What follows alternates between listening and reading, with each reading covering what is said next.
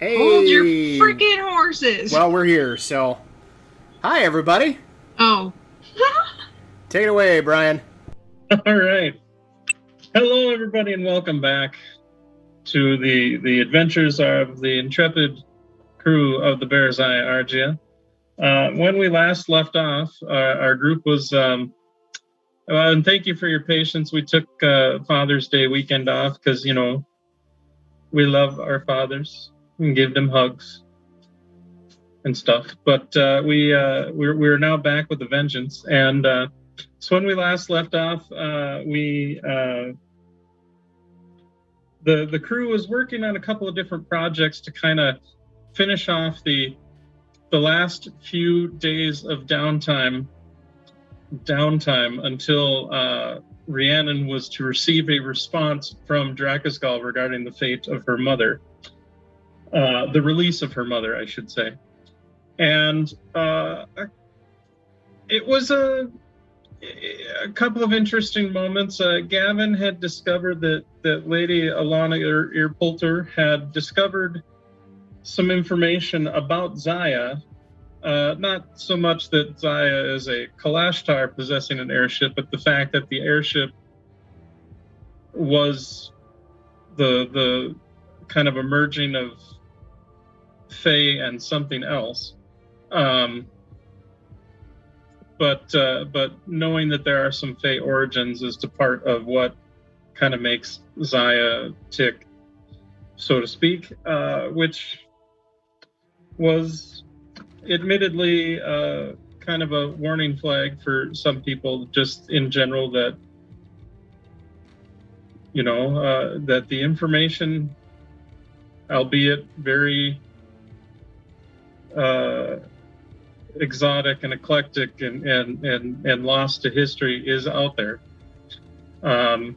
In addition to that, Narashti was getting a little girl on girl time with the dancer lady that starting to date her a little bit in some of her off time, and things are going pretty good until she found out that unfortunately that the Dreaming Dark was able to possess her as a vessel. And in their search for Narashti and Ember, as those were the two names that they were able to discover thus far in their pursuit and investigations and finding the stray child, as it were, of the quarry, aka Zaya.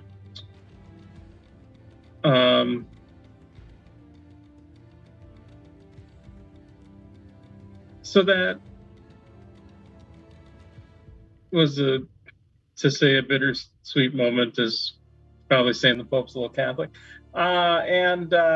Terrible. Because I'm evil. And then to kind of wrap it all up, Rhiannon did receive a response via a messenger from Drakasgal. And it was she is not happy about sort of flayed. It was the flayed dragon mark of her mother.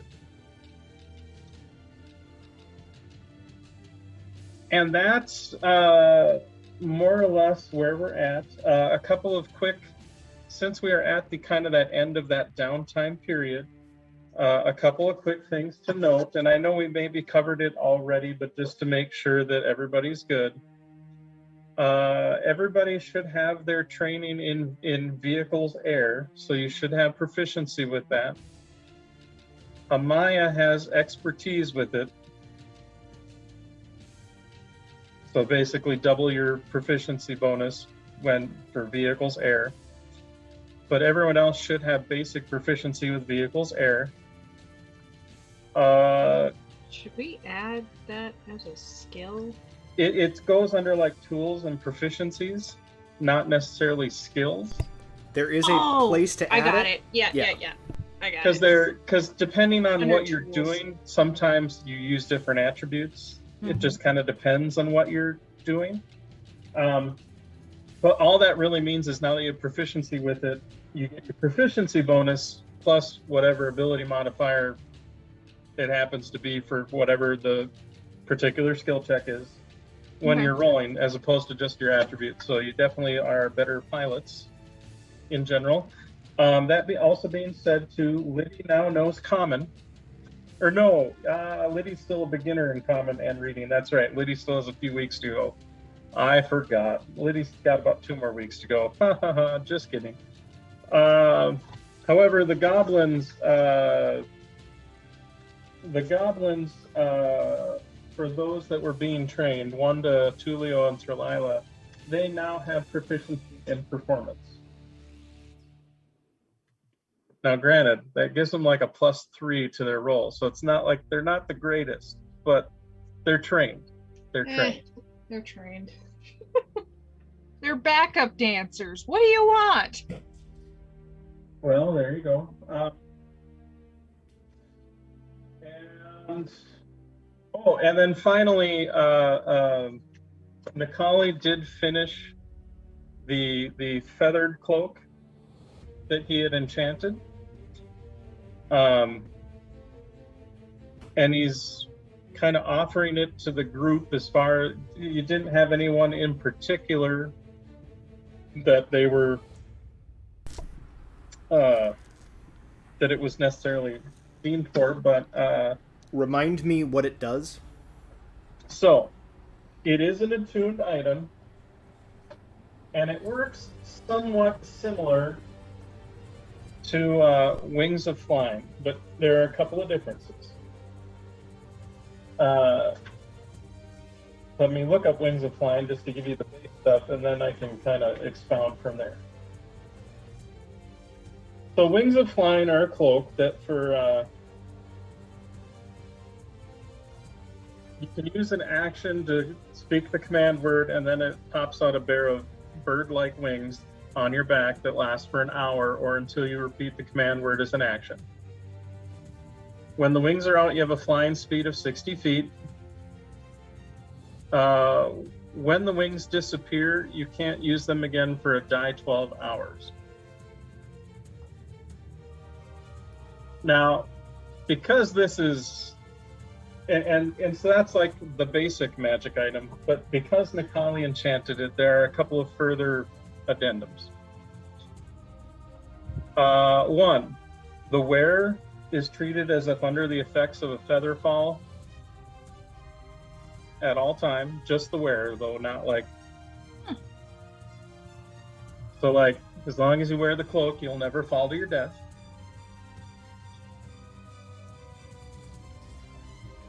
And then once per day,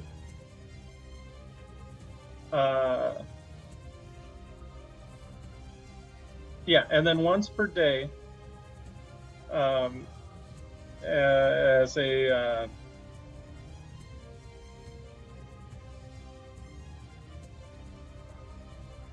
I'm wondering whether I should, and then that, without necessarily using an action, but once a day you can activate it to basically use the charge on it once per day to double your flight speed, as you basically get a burst of flying speed. That recharges at dawn. That's fantastic. I think that should go to one of the melee fighters, like Amaya or Narashi. Mm-hmm. I concur. It does require attunement. Just throwing that out there. Yeah, because the rest of us generally have ranged shit that we can use, but yep. And I can flying fly. would be useful. And I can fly. Yeah. You can fly. If Amaya, if you have attunement slots, I think that would be ideal for dope function. Well, Amaya doesn't have any attunement slots left, but she's also very fast, has a ranged attack, and can run up walls. And also right, because of your sunblade. Right. So Narashi. Well, because she's a monkey. Well, I don't know if I'm trying to figure out, because I had that other cloak, and apparently it's not written on my character sheet.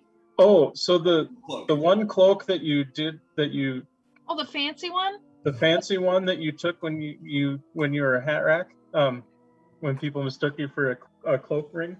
That one it's not attunable. It's probably considered more of like a common magic item.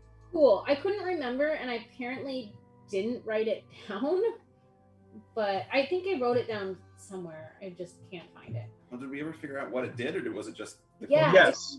It can turn it. It's like a that's super right. disguisey cloak. Yeah. I mean, you can, well, disguisey-ish. I mean, you can like change the color or emblem on it Right. kind of at will. I mean, It's not. it doesn't, I mean, it's helpful. pretty much more of a cosmetic thing, but it's still, It's for flair. it is totally for flair. So I am building Nikali's Wings of Flying in D&D Beyond right now. My question to the GM who created this, as it is basically a Wings of Flying. A Wings of Flying rarity is rare. Would you say very rare, as this is the... I would say still rare. Okay. Sounds good. Mainly because that was the time frame I kind of took for how long it took them to craft it. Got it. Fair enough. And So, quite frankly, if I make it higher than that, then he's still working on it. Narashti, you can wear more than one cloak. It's not like Pathfinder where you only have a set number of like body slots or whatever. You can wear as many attuned items as you can have attuned items. Actually just walks around like this with all the clothes. No, I'm just kidding. I mean, there are a lot of magical cloaks that don't require attunement, and if you're really loaded up with all of your attunement slots, you could be walking around with like 8 magical cloaks. Yeah, How you many- could. May I ask, how many attuned items does Narashti currently have? Okay, so I'm trying to. So I have the bow and I have bracers of archery. And the bow, the bow that you picked up, that does not require attunement. The dragon slayer bow, Yeah. Oh, that I'm one sorry. does not actually require attunement. I misread. Or I was looking at the wrong thing. Sorry. However, bracers of archery might. Yes, they Yeah, do. I believe they are. And an amulet that of proof against detection and location. Oh, yeah, that's huge too. Yeah. So I think I just have those two. Oh, right. The amulet that I Yeah. bought for you. You bought that for me. And then it didn't matter So I just have the two. because we used names. So yes, braces of archery do require attunement, and then the amulet, I'm pretty sure, also requires attunement. Yep. And then your sword would. Oh, my sword does, but that's not really. It's not set up like that in D&D Beyond. So I am full up, but I could take the location. I could unattune with the location one since they already know. It's not as helpful right now. Right. So Yeah, that is very true. It's not helpful in this current situation. I mean, they found me and my girl, so. Still find you by mundane means. I know. And it's not like we're, I can always, so I'll unattune with that and I have space for it then. Okay. That just takes an action, by the way. Sweet. It's really quick. Well, attuning usually takes like a short rest, but we've had downtime. You're good. Okay. The You have time to swap out any attuned items or whatever. We're Woohoo. the doubling of the fly speed, how long is that? it'll last for. That's a good question. I'd say it just would last for the round, so it's just like a burst of speed for one. Got it.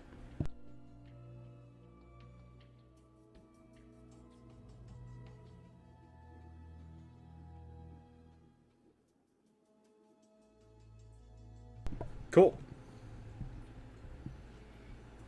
Yeah, so you guys see the cloak has some of those rock feathers kind of weaved into it and whatnot.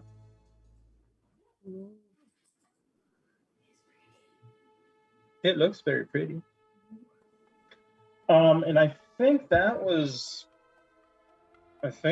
about it as far, unless anyone else had any other little housekeeping things before we kind of figure out what our next step is, that is. Don't think so. Okay. Yeah, and I don't think so either. So, okay. Well then, I guess the question becomes, what do y'all do next? Well, where are we picking up? Is this like right after Rhiannon gets the box, or is this? This is like, right where after we're picking Rhiannon up? gets the box. So it was, I Okay. think I said it was entering into dinner time, or right before dinner time when the messenger delivered the package. Rhiannon will pull out her wand of speaking, or her wand of sending. And I have no idea if it's going to work or not, but I'm going to try to cast sending to Drakaskull.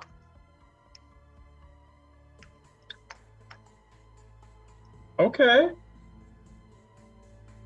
Drakaskull? Uh-huh. Okay. Yep, because Rhiannon is real fucking pissed right now. All right. And immediately has jumped to the conclusion, worst case scenario, their mother's dead. Open the box first. What's in the box? you No, guys- we opened the box. yeah, you guys saw what she It's Lyria's dragon mark. She fucking Oh, sliced that's off a right. piece of her skin. Yeah. So Rhiannon is like shaking, furious. Her eyes have gone like black. Pulls out this wand of sending and casts sending to Drakaskull. Hey, everybody, it isn't Gavin that gets everybody killed. Hey. Hey. No one ever said Rhiannon was terribly level-headed. No, we not the first time that we've made maybe. Honestly, there's too many hotheads in this freaking group. That's what happens when you have a group with a lot of high charisma. Yup. There's a lot of ego. This is the first time that a maybe misguided sending may have gotten us in trouble. It's true. It's true. Oh, yeah. Yeah.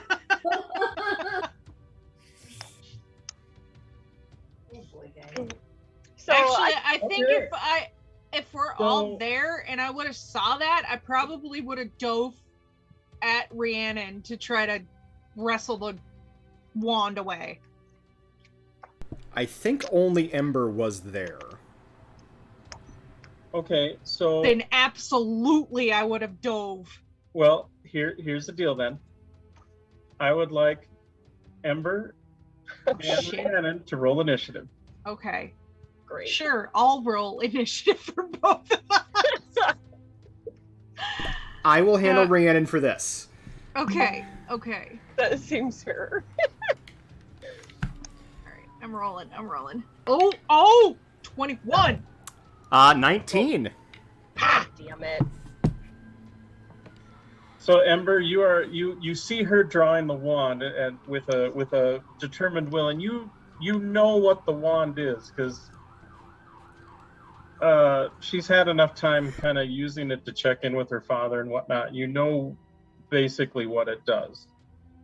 No, I have a stone to check in with my father. I actually Mhm. haven't used the wand yet. Oh, never. I saw wand, I dove.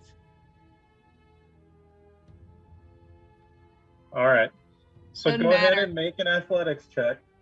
No, And Rhiannon, feel free to also make either an athletics or acrobatics check. Yeah, we'll be Right. making an acrobatics check, babe. Yep. And Yep. the TPK was brought forth by the party's own hand.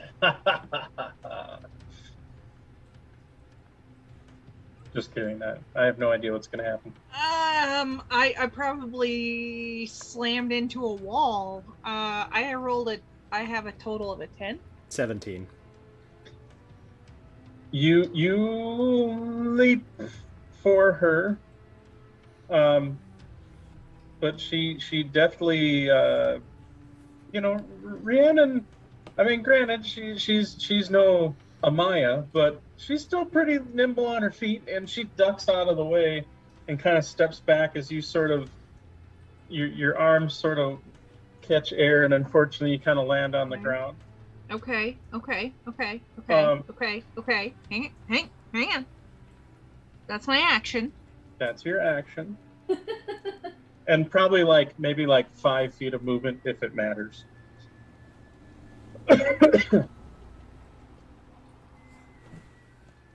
And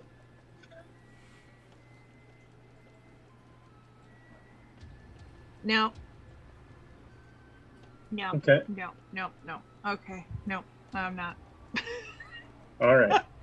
I'm not doing Heat that. metal. I'm not doing that. Heat metal. That's mean. Plus, I don't know if the wand is The necessarily. wand is not metal. The wand is Well, not metal. It could be, but I don't think we necessarily said whether it was or not. We could roll. I mean, I was joking, and I don't think you can do that as a bonus action. So, Well, regardless, you probably can't do it as a bonus action. so all right. I was just looking up to see if my thing was actually the actual spell, which is an actual action, or if it was a bonus action. And sadly, it was an action, so I did the wrong action. Okay. It's all good. So Rhiannon, got anything else, Ember? You're done for your turn? I'm just shouting, stop. Okay, Rhiannon. I am not listening, and I misty step away somewhere. I don't know where we are. You're on the you're actually probably on the They had stepped. the dock next to the ship. Yep, they had stepped down off the ship in case the thing Because you blew met up. the messenger off Zaya. That's right. I will move on to the deck of the. I'll move on to Zaya, misty step into my room, and ask Zaya to seal the door. Oh, okay. Is everything okay? And you do see Just the do it, door. please. The door does get barred, but she does ask. So technically, you still have a. So that was my bonus action and a move. I don't know Yeah. if speaking to Zaya would be an action or if No. it's just speaking to. Speaking to Zaya is just It's just speaking to free. Zaya. If you want to speak in depth, then I would say yes, that would be your action. But Zaya just is saying what free you said action. should be Awesome. I cast sending. fine. Okay.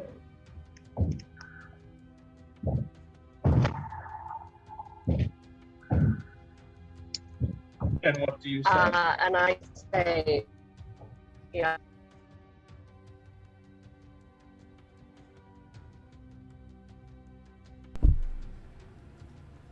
She cut out for everybody else. Yep. Yeah, Yeah. cut out for everybody else. Okay, real bad time to go through a through a patch. And Tunnel. avoid. Phoenix, we can't hear you. Oh no! Oh, you there hear me we now? go. There we go. There we go. Okay. I say,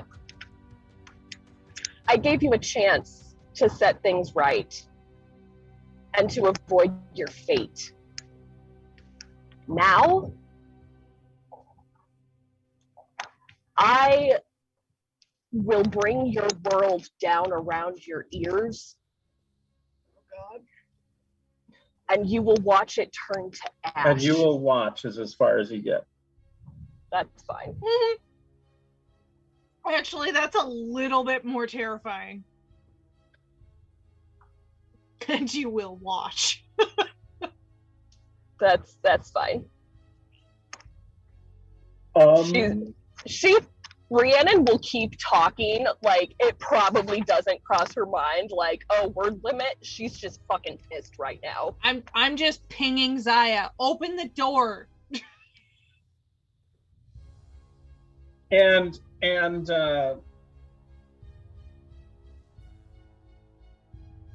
I also ping Zaya to ping everybody. okay, but she told me to seal the. Immediately, Zaya. This is code red. This is emergency time.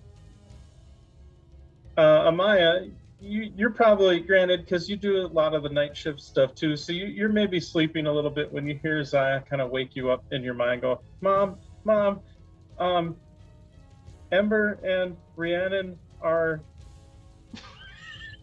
I don't know what's going on, but I feel like I'm gonna get in trouble. Where are they? Jesus. Poor girl. Rhiannon's in her room, Ember's outside the room, and she told me to get everybody. So just to give you a heads up, but something's going on, and I don't really know what. Rhiannon asked to be kind of alone by herself with her door secured, but Ember's telling me to open it up. All right. I'm just like slamming against the door. And funny enough, as you're kind of come to consciousn's, because granted, Zaya's able to be in your mind, talk to you, mind speech with you as far as that goes. But as your corporeal body starts to wake up, you do definitely hear Ember kind of banging down below in the lower levels. Okay. Thank you, sweetheart. I'll take it from here for now. Just maybe stay on standby in case we need you. Okay. And Amaya's going to move over to Ember, who is slamming on the door. Yeah, Ember's like body slamming onto the door, screaming, "Open up!" And as Amaya gets there, Amaya is just going to solidly clamp a hand on Ember's shoulder and go, "Excuse me, what are you doing to my daughter?" Not burning down the door, and it's really hard. Good start. You could do more. What's going on? Oh, Rhiannon's locked herself into the room because of what's in this box. And I hand her the box. Rhiannon had the box. Damn it! What's in the box that's in the room? And what is in the box in the room? What's in the box? What's in the box? All right, sorry. Her mother's sliced off dragon mark. I see. Hence, I'm not burning down the door, but I need this door open right now, Amaya. And why do you need Rhiannon to not process this in the manner she has chosen? Because she took out a wand. And actually, as you guys say that, like you're talking, and you're talking very, not like yelling, but very like tersely at each other. But you start to hear Rhiannon you didn't quite hear the first part because it kept kind of coming up in volume as she gets angrier. But now you hear her like. She is currently shouting about how she's going to make her watch while everything turns to ash, and then pray for the mercy of a slow and painful death.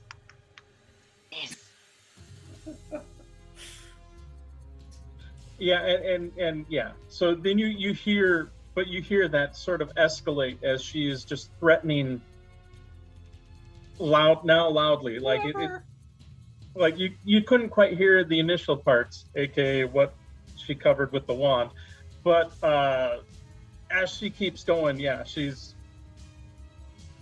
giving out threats to. Well, judging by the very graphic descriptions of draconic anatomy, you're guessing maybe Dracoskull or somebody along those lines, considering your current predicament with fatties, but all right. Do I have a valid point now?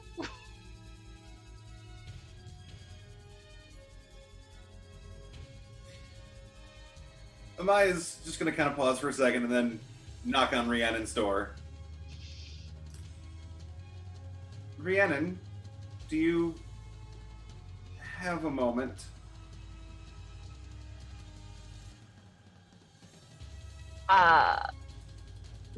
Assuming that she has finished ranting at this point while that conversation was happening, Rhiannon will stop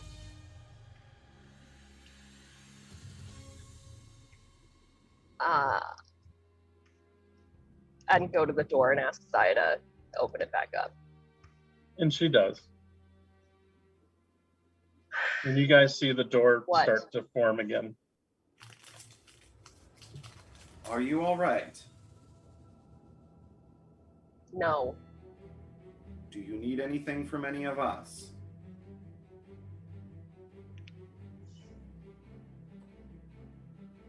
No. Would you like us to give you some space?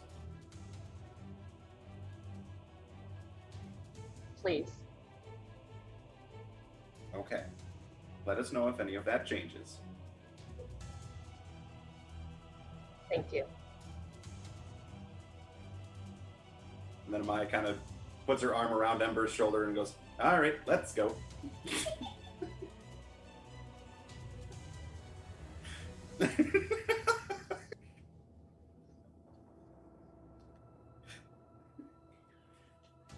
At this point, because we're down by the, our beds are, right? Or our rooms. Huh? She steps out of, has been like, what? She's got one of her souvenir teddies under her arm with the little pendant on it. Oh my god. What? What's going on? Actually, and just to be extra mean, it's the teddy bear with the little tutu and the dance ballet slippers. Oh my god, yes. She got it when they went to the ballet, Yes. I love it. What is happening? Is everything okay? What is happening? Drakaskull has sent their response, and it is not a very peaceful one. So it seems our course is set. What was all the yelling about? Rhiannon needed some space. Ember believed that unwise. Well, we're going to give... No, I believed it unwise to let her have a fucking wand in her hand. Okay, what does this wand do? It sends messages. What? Who is she sending messages to? This is a bad idea. You don't send messages without lots of thinking. Yeah.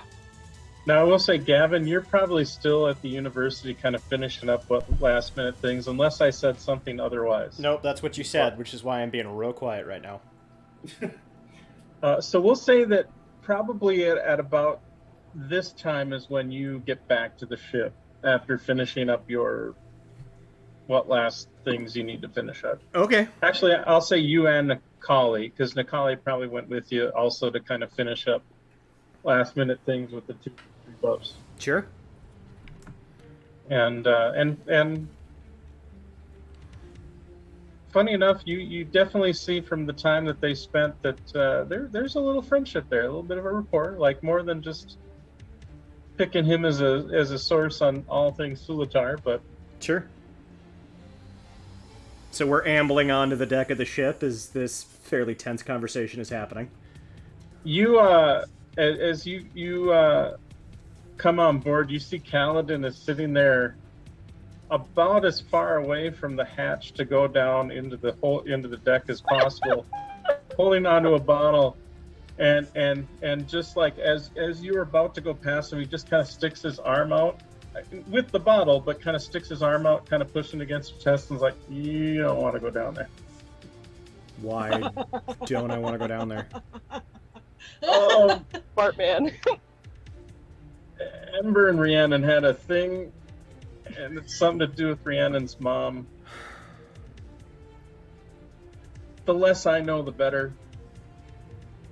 Gavin actually just plucks the bottle out of his hand, takes a healthy swig, and then hands it back, and then heads down into the hold. Healthy.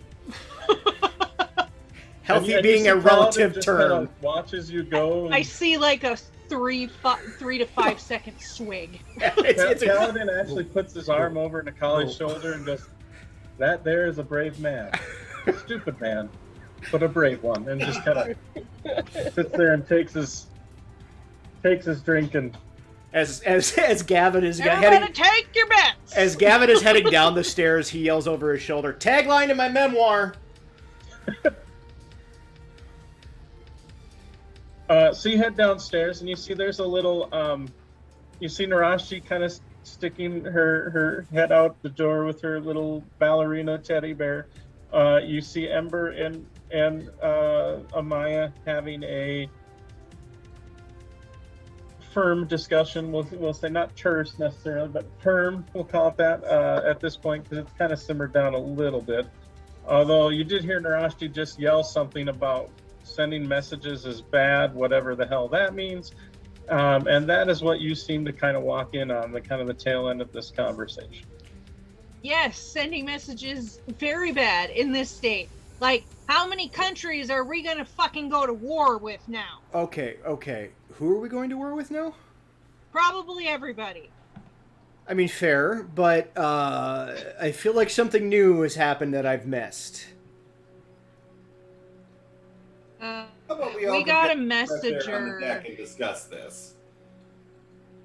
As Amaya's kind of like still pushing Ember towards the door to the upper decks. Gavin then turns around and heads back up on deck. And actually, as he does, he goes like, "Kaladin, you're gonna want to clear the room." Just somebody get the wand away from her. We don't know how many charges she has used. We also don't know how many times you've cast message today. Okay. Look, you know where I am and what I'm doing.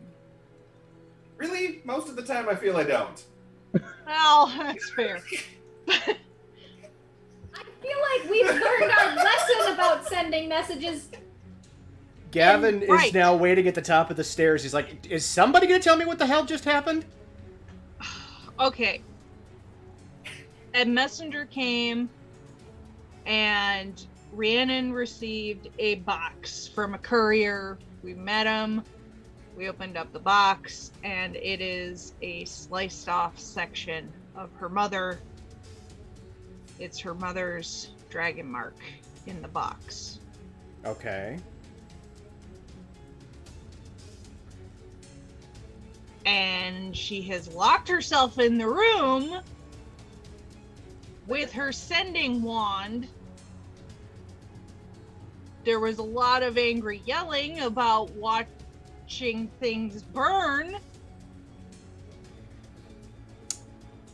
Okay. Who she sent that to, I don't know. I mean, I know who I would send that message to if I got a piece of my mom in the mail, but We also don't know who exactly sent it. given the circumstances, I'm fairly certain that we can conclude that it was likely Dracus Skull. Possibly. Either way, I'm guessing, and then Gavin's pretty smart, I think I can put this together. I'm guessing that is what she is going to think, and likely as not, if she pulled out her wand of sending, that's who got the message. Again, possibly. Which is probably a really not a great idea to do when you're in, I want to say the red zone. When you're Totally in the red zone. and upset. Thank you for getting that one, Venus.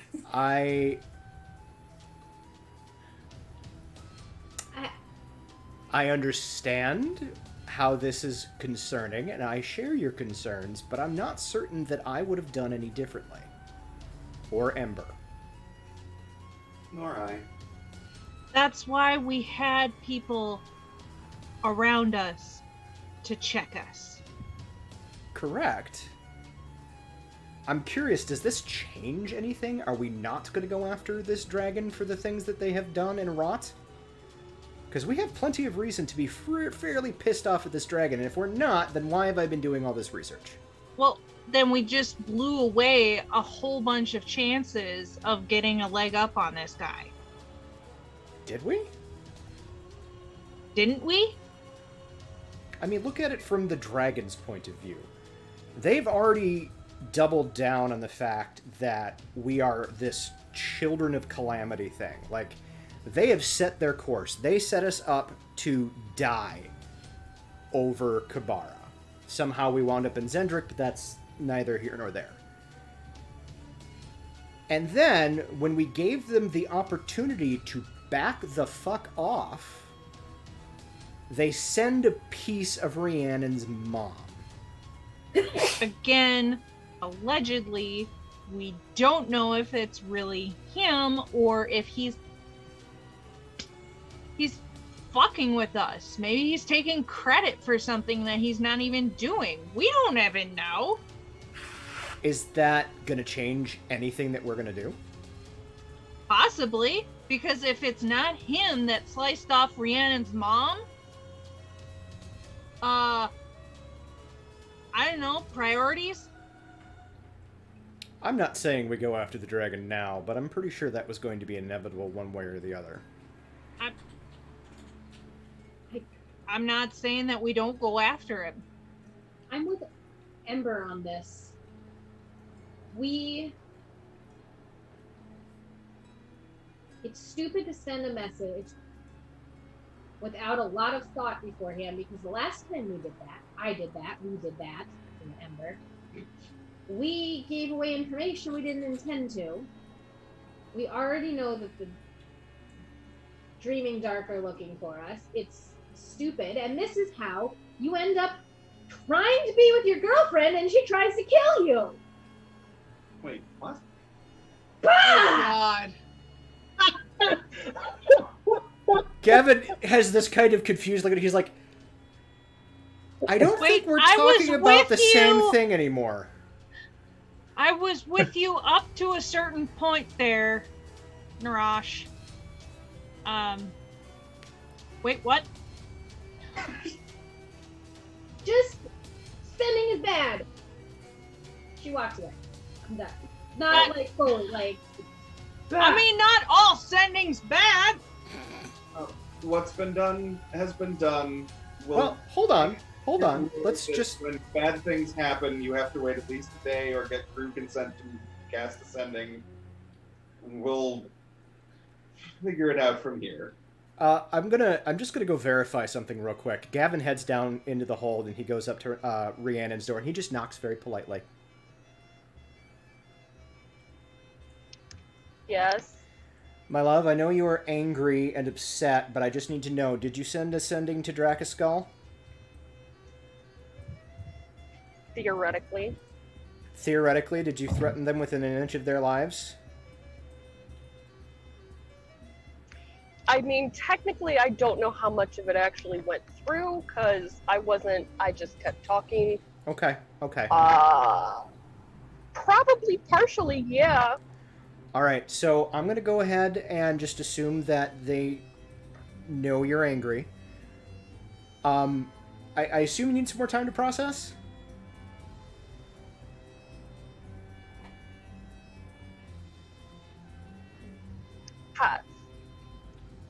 I don't know how to process this, Gavin. I mean, that's fair, but we're kind of talking next steps here. And bearing in mind, there's some people who are kind of pissed that you did what you did, but I get it. I give zero fucks who's pissed at what I did. You just hear a shout, we're not You're pissed! I stand corrected, they're not pissed. They just think it She was... says very angrily. But Gavin just kind of rolls. He's like, I stand corrected. Apparently they're not pissed, even though he's standing in front of a door. He does the air quotes.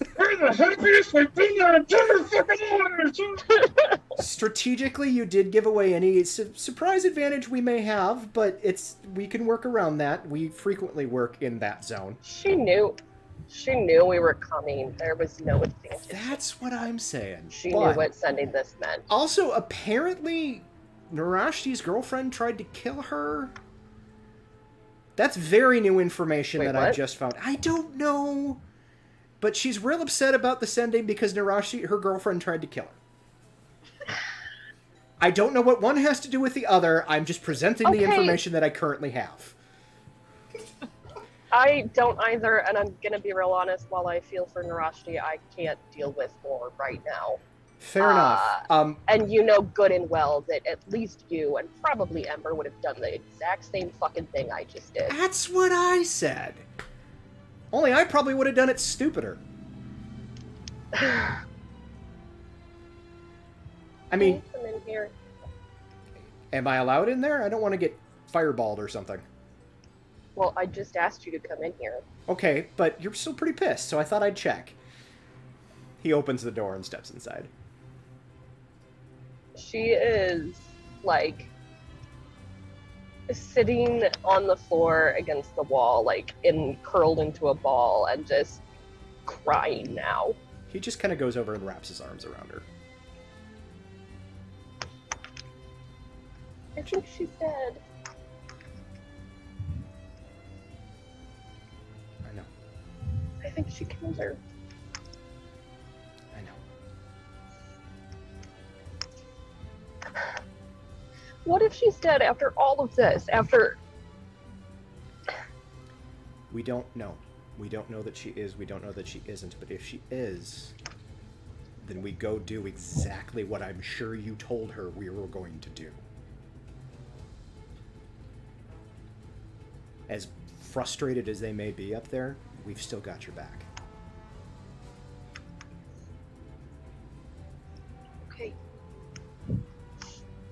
Now, I'm not saying we should do this directly, especially after what I assume you said to the dragon, but we should definitely make it like a priority.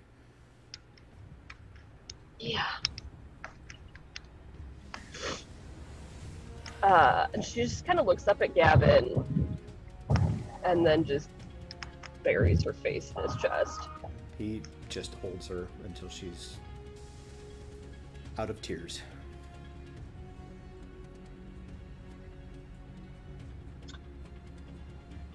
As you're sitting there,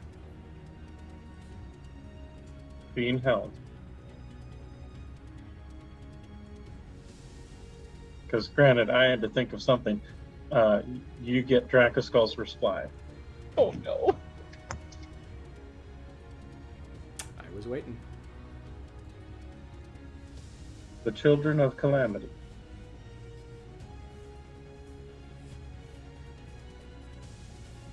will die by my claws.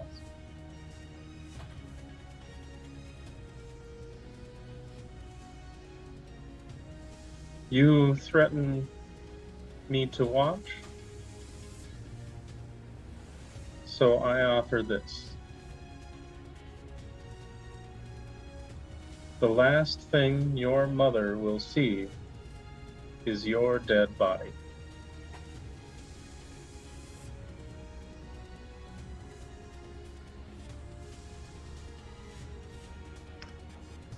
Is that the end of the message? Yeah, because that was exactly 25 words I was counting on my fingers. Rhiannon stiffens up for a second as she gets this message. And it takes a second for what Dracoskull said to click. And I repeat the message to Gavin.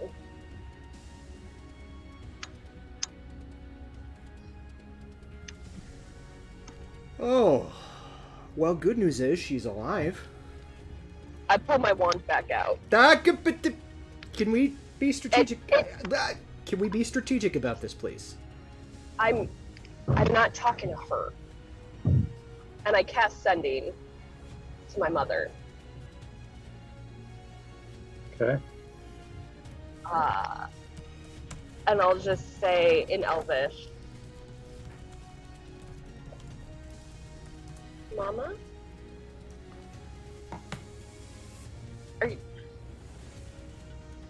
Are you still alive? I'm coming to get you. Hold on.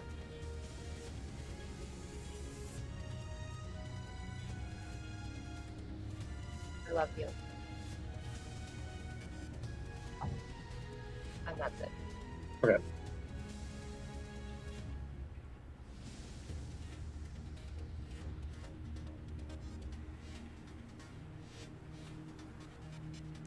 sending is, like, when you speak, you're speaking aloud, yeah? So I heard your end of the thing?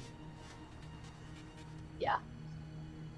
Yeah, I mean, you can speak it quietly, but Right. I believe it is spoken. I just wanted to verify that I heard what I heard, so. And now that I say that, I will look at the spell real quick, just to double check and make sure, because sending is the kind of the more powerful version of the one. And the creature hears the message in its mind, recognizes you as the sender if it knows you, and can answer in a like manner immediately. So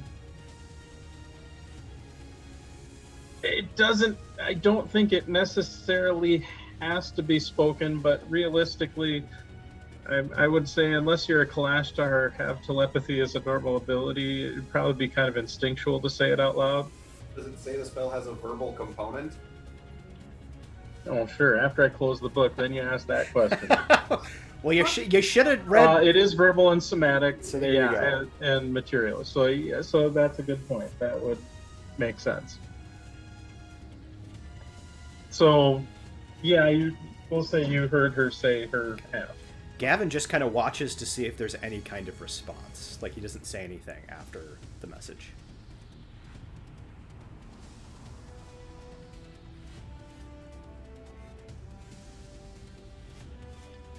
And after in a bearably long period of time, although it may be only a few seconds,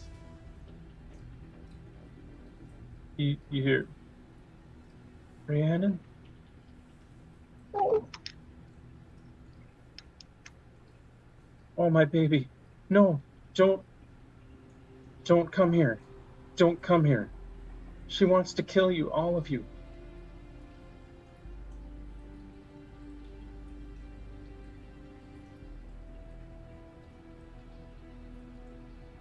Rhiannon just cries a that's all little you bit hear. more. Yeah. But, like, smiling a little bit. When she She's sees alive. that, okay, he's like, when she sees that smash, she's alive. Okay.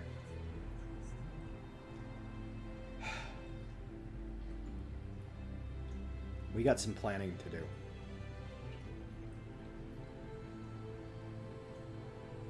But I think we need to get out of Sharn. Yeah, so.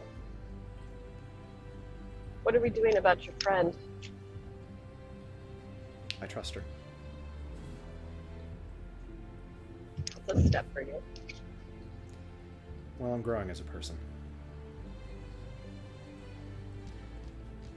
Sure.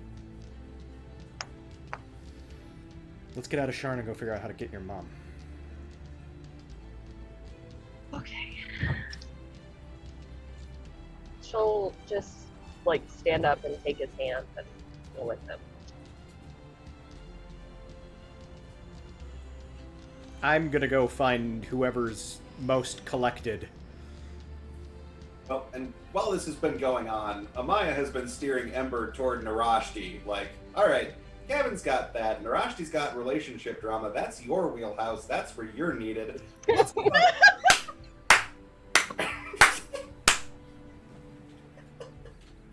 Thanks, Mom. You know what? I haven't been doing this enough, so I'm going to say this now. Amaya, I'm going to give you a point of inspiration. Woo! Which just means when you use it, you can just roll with advantage. Yes. Or negate a disadvantage. But gain a DM's point of inspiration. 'Cause that's just beautiful. You only did that because you saw Exandria Unlimited and Abria did it. Hey, you know, when you forget to use a rule for, like, the entire length of the frickin' campaign... Don't complain, just take it. I'm We're not excited. arguing. I'm not arguing, and I'll probably start doing it in Saul's Rest too. So Who pick it? I'll start doing it in all of my campaigns. Or maybe, you know, those one-shots that you've never scheduled? We're gonna do that. I swear, we're gonna do it. I'm sorry. Just May, I got married, and June just got crazy. I made my characters in December, dude. No, I know, and I'm so sorry. No, it'll happen. It'll happen. I promise you, it's going to happen. Anyway, back to the game. Rashti, I'm shutting up now. Little Lucas, You got ganked in bed? Well, it wasn't exactly in bed, but. Yeah, it's not the first time that's happened to me, so take it from the top. And Narash will go, we've been seeing each other, and we had a night and the thing, and then, she got possessed by the Dreaming Dark. Possessed? But, fuck! And she tried to kill me, and that's not really great. Wait, so is she dead? Do we have to clean up a body? I didn't kill her! What? She tried to kill you? That's Dad just assumed. Just as a little reminder, because admittedly, last time we played was roughly about a month ago. She tried to kill me, did she? She threatened to kill her. Well, the being that possessed her threatened to kill herself. Oh. Sorry. All right. If you didn't give up. Now, granted, they could have just as easily attacked at you with the dagger. Right. Well, okay. Backtrack. Anytime she said kill me, tried to kill yourself, which probably would have come off where you send a bad message, and that's when your girlfriend wants to kill herself or threatens to kill herself. It's terrible. Okay, that is a little bit worse in bed. Worse? Yeah. Yeah. Like, a lot. How bad are you? Hey! You're not there! Sorry, that was a completely out of character joke, and it was in poor taste, but I still thought it was funny. It was not. Amaya suddenly leaves the room, finds Gavin, slaps him, gets his counter up one, and goes back to Narashi's room. Yes. Yeah, like you see this Amaya walk system. into the room and slap Gavin. I What do you do with accept. that information. I accept my punishment, and I will have my son hit me on your behalf. All right, sorry. Please continue. Anyway. That's okay. Thank you for the reminder. I was. Yeah, no, it's been a month, so I realized. Yes. Been a while. So Narash will retell it. She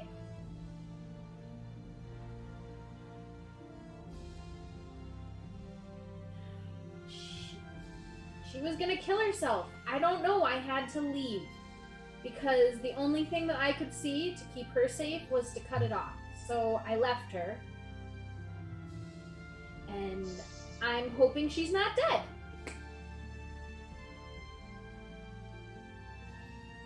I don't know what else to do. Okay. And this is why we don't send sendings Oh, without thinking about it first. And maybe telling everybody what we want to send. Because if shit, we did hadn't they sent find it, you with the new girlfriend? I didn't even know you had a girlfriend. Gosh, you flashes. We've been getting ice cream. Oh my god, that is the cutest fucking thing ever. So precious, yeah. Oh my god.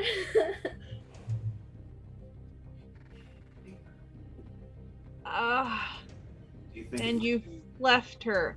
Great. Alright, cool. Well, I figured it's the safest thing. in the moment, most likely? Remember, this was one of the dancers that you knew. Ah, shit! If I remember correctly, Which one? Oh, I have her name. I have it written down here. Hold on a second. Shit, one of my fancy dancers? Fuck. She's not actually dead. Yes, one of your fancy dancers. I think it was Anya, Yes. if it I was recall. Anya. Son of a bitch. Oh my god. Anya Adair. That was her name. Ugh. Well, that was her stage name. Crap. Narash, this is worse. I'm sorry. Dude, she has ties to my family, like my bio family. Okay, it's What? not ideal. But It's do you think it might be possible to unpossess her with the soul egg that you brought for Zaya? No, because it has to be a willing soul. So all we could do is remove her soul out of her body, which doesn't seem right. But we couldn't remove the inspired. Damn it, it's not a contested will roll? Fuck. Well, because it was meant to help protect Saya.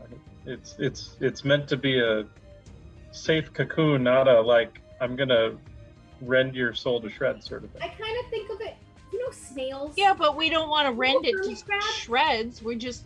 Hermit crabs, Ember? Like, Yeah. crabs, and like they get out and they find a new hermit crab shell. Yeah. A new hermit crab shell that Zaya or another soul could go in, but you can't like take a hermit crab and pull him out of one shell and stuff it into another shell. I mean, you can, but it's difficult. Well, you can. But you'd kill that. Like, it doesn't work. I mean, you kill some of them, but not all of them. It's not a perfect analogy. You can't do it. I'm just saying there's flaws in your argument, that's all. I'm a little distraught at the moment, Ember. I'm sorry if my analogies aren't perfect. I'm sorry. I burst into tears. Oh my god. How is this my wheelhouse? Like, as soon as Narashi bursts into tears, like almost instinctually, Amaya's like across the room and just like pulling her into a huge hug. I am not the person to be dealing with all of your emotions. Ember is over there like, why was I designated for this? And you see Zaya actually kind of forms up in her druid body and gives Ember a hug. Thank you. A lot of emotions. And then after a few more minutes, you see Wanda, Tulio, and Thralila kind of sneak up and just kind of hug your legs.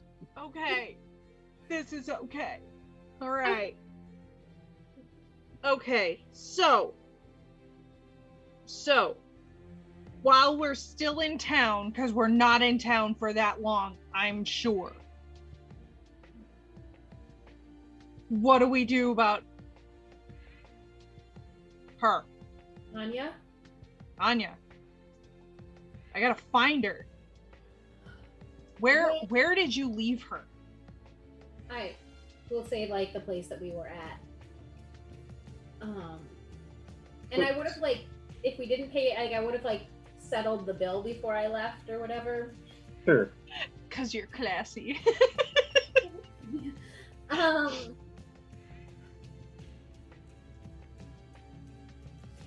much?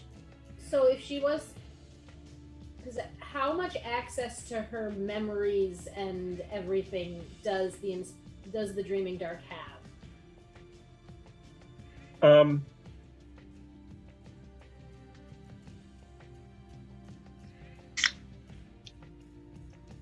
That's the thing that's kind of so insidious about it, is you don't know. Some of it could be depending on how long they've possessed the host. It could be stuff that they've learned just living their life. Yeah. Because they like, as a spirit that can literally possess anybody potentially, as their method of running around. I mean, they are the ultimate sort of secretive spy, insidious, whatever. Like that's what makes them so horrible. Right. We don't know how long she's been in there, or the Dreaming Dark has been in Anya. But what's the last time you had? I don't think. I can't imagine there's any reason the Dreaming Dark would have targeted her unless by pure coincidence. They were trying to spy on me. Tell you what, Narashti, go ahead and make an insight check. I'm gonna grab my physical dice real quick because I'm scared right over here. But D&D Beyond has not been kind to me of late. I understand. Or that. anyone ever. Or anyone. Hey, no. I have any... had good days on D&D Beyond. All right, what am I rolling again? I'm sorry. So you go ahead and roll it. This is kind of a retroactive insight roll, so it's based off wisdom. 23. 23. Damn. 23. Yep. You start rapidly kind of going through your thoughts of every time you've been with her, and everything that you've done from Gavin's birthday party to basically everything else, even leading up to that night. It's like 2 days. No, I think it's it was a couple of weeks. Yeah. Has it been a couple of weeks that we've been here? Okay. Yeah. So Gavin's birthday was about There's like a week into our downtime. It's like it was it's about been 10 days 87 years. Gavin's birthday was about 10 days into the downtime, and you've Okay. had since then 1, 2, 3, so 8, 15, 19 more days. Okay. Since Oh then. shit. So Okay. so they've so like she said, about 3 weeks. Shit, I guess I didn't even notice Anya was here that much. Well, that's the thing. They weren't Here. necessarily on the ship. They were out in the city doing dating things, and Anya showing Narashti her city. And it's like a local New Yorker taking the person from Minnesota and said, "We got to show you the sites," but not like you They can met see in the a Statue of bar Liberty and another it's day. like, I yeah, want I'm to show in you town this place. for vacation. Oh, I'll show you the sites. Right. Yeah. So it was that sort of thing, Either the dreaming dark spirit, the evil quarry that had possessed her, had either possessed her for a very long time and was very sort of insidiously in her life, or it was a fairly recent event, you're thinking. Right. Just because her... So glad I rolled well on this one. Well, and with that roll, you're just realizing, I mean, you can't necessarily 100% No, right. consider it not a thing, but the likelihood of it is fairly of a long term. Sorry. No, that's okay. Which is what I was kind of thinking and hoping when it happened. My thought in just leaving was that by cutting off all ties immediately, is that the Inspired has no reason to be with this dancer, except they have no reason to do anything except for to wait and see if we get in contact. I figured it was the safest thing. Any more information, any more interference with her or connection with her? Go ahead and tell you what, as you're saying that, go ahead and make we'll call it just a straight intelligence roll. I'll say both you and Ember. Oh no, this is not as good of a roll. Straight intelligence? Yeah, I'm trying to think of anything else that would go with it, but I think we'll just call it straight. History?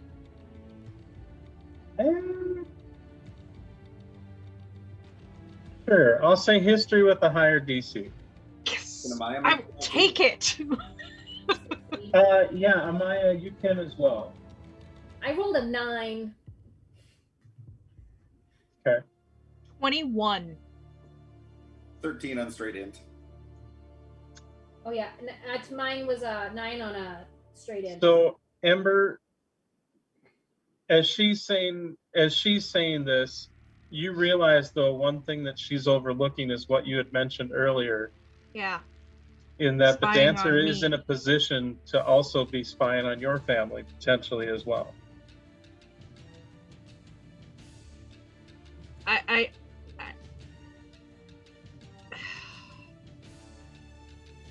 I don't think she was. If the Dreaming Dark was in the dancer, if it wasn't recent, then it was on purpose. And it wasn't to spy on you or to find out about Zaya. It's to find out about me. I really don't. There was no indication that they've been there for that long. Or they're that good. Fuck, this sucks. Narash doesn't often swear. And I switched to Quarry. There's probably a reason.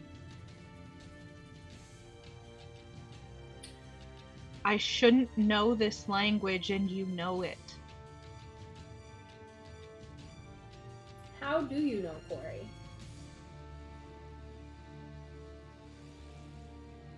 Basically how I ended up with House Tarkanan.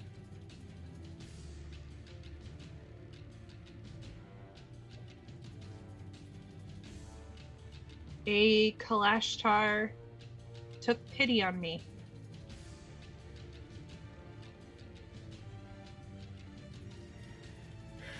Okay, well, leaving Anya possessed is not a great idea for many reasons. Anya I would agree. to know about the soul egg or what it is, right? No, Not that I'm aware of. she'd have no idea. What if we were to capture her, bring her back in for questioning, with air quotes, get her to believe that using the soul egg would actually be a means of escaping back to wherever it is they've come from, and get them to willingly use it and leave Anya's body?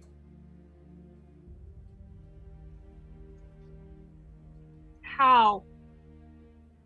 If they were there for a specific assignment and they haven't achieved that assignment, there's no way that they're going to willingly leave.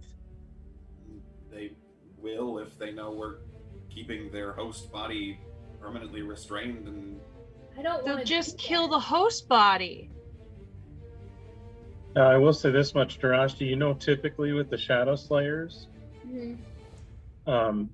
like, you know, the spirit, the quarry spirit, is not always possessing the body. They usually have a stable, so to speak, of several individuals that they have conditioned to be their hosts. Okay. So the spirit may or may not always necessarily be in her, but once conditioned, it does make them more pliable to becoming possessed by that quarry spirit down the line. You do also know that usually Kalashtar, the Shadow Hunters will usually typically kill an individual that has been possessed. They see it as sort of a necessary evil. Yeah. I mean, it's not that they can't necessarily do an exorcism or something, but once the host is kind of conditioned, there's always a danger that they could potentially be possessed again. So how does the quarry move from one of the hosts to another? No. Well, once the person is kind of conditioned, so to speak, they can hop in and out pretty much at will. Do they have to be in the same vicinity? It's like a radius.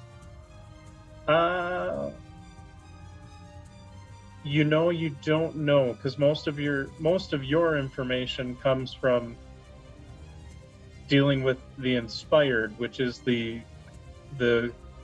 people and the quasi-religion that basically offers themselves up to become hosts. Right.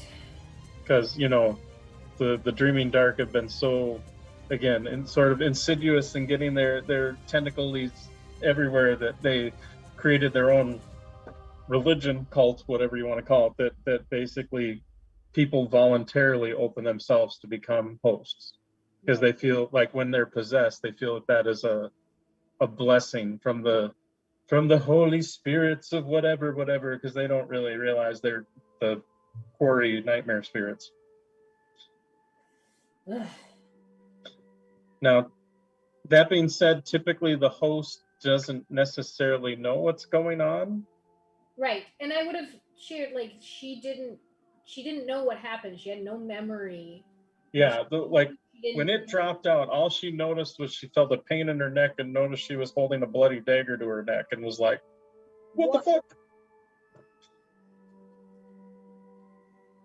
I really. It's our fault that she got dragged into this. It's my fault that she got dragged into this, and It's not necessarily your fault. I don't want her to lose her life because of it. I can't. I know. I know that that's. Now, Ember, you're trained in Arcana, right?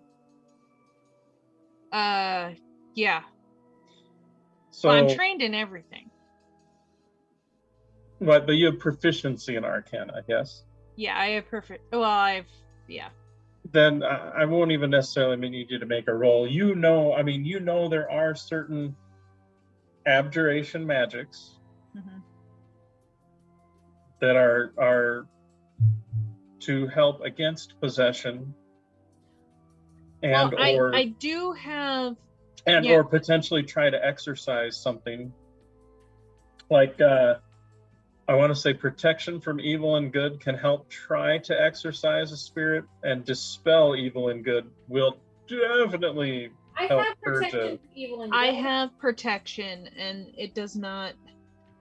Protection allows the possessed to get a advantage on their will save to try and fight the possession. Oh, It's yes, not- yes. it's or not possession. perfect. It's not Yeah. perfect, but it helps. But it gives them a little bit of a chance, yeah. And then kind of like the sort of the higher level version is like dispel evil and good, which I think actually is a bit more of the. Yeah, I Oh. don't have Even, that. but- I've got protection. So do I. I also could bring up. Well, no, because it that still wouldn't help, because even if. Okay, I'm just gonna say this, just to say it. We're not doing it. But if she would die, I could raise her back from the dead. But I don't think that severs the link for possession. At what point do Rhiannon and Gavin rejoin the conversation? Probably we'll say right about here. there. Yeah, right about there. That seems about as good a spot Yep. as any. Right when Ember says, I don't think it will sever the conception if I kill her and raise her back from the dead. There is one, if I can say one thing, there is never a dull conversation with the crew of the Berezaya Argia. Very true. Ever. So we I guess join this conversation. And Oh, hey! we'll fill them in on what we've talked about so far. Okay. If we can find a way to, I don't want killing. I'm not. We're not gonna I'm kill not- your girlfriend. Good lord. I'm not. Oh, God. But We I are have- spitballing here. We are. I have. Don't have the right tools. Ember, the amulet you got me. Yeah. Against detection and location. Yeah. We could get. I could give her that. That just protects her from scrying. What if we? But if we were able to sever the connection, it would help her if she were to go into hiding. I'm just going to throw this out there that the Kalashtar compound in town is going to be way more equipped for this kind of thing than we are. I was about to suggest that. I will also throw this out there because I realize it's been a while since you've came across this individual. Been a while. But you do currently have the favor of an actual abjurer. The dragon? No, Telemon. The guy that was that you guys brought back to life after he was possessed by the intellect devourer. Right. And you know specifically he is an abjurer. Let's go talk to him. Who wants to remember that? So just figured I'd throw that out there. Actually, I realize again it's been a while Actually, since you guys he- have talked to him either. Wasn't He's it talking as Nikali. Well, wasn't it Rhiannon that was actually like dealing with Hannamilk and Telemon? I think so. Or am I misremembering that? I think Rhiannon did stop by to talk to Telemon. Now that I think Yeah. of it. So maybe yeah, because maybe- he was connected to Lyria. right. So maybe Rhiannon brings that up because it's in their mind. Yeah. That makes sense. Actually, that it's possible 2 birds with 1 stone. Maybe he can spitball ideas on how to deal with our other situation as well. Well, yes.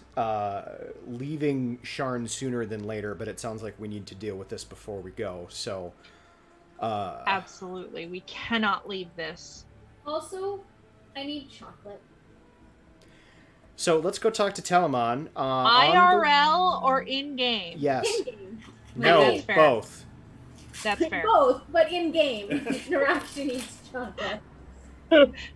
So let's go talk to Telemon by way of the candy store.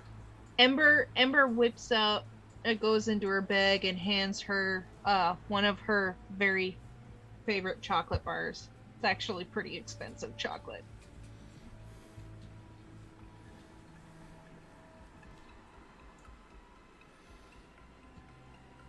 Did she talk?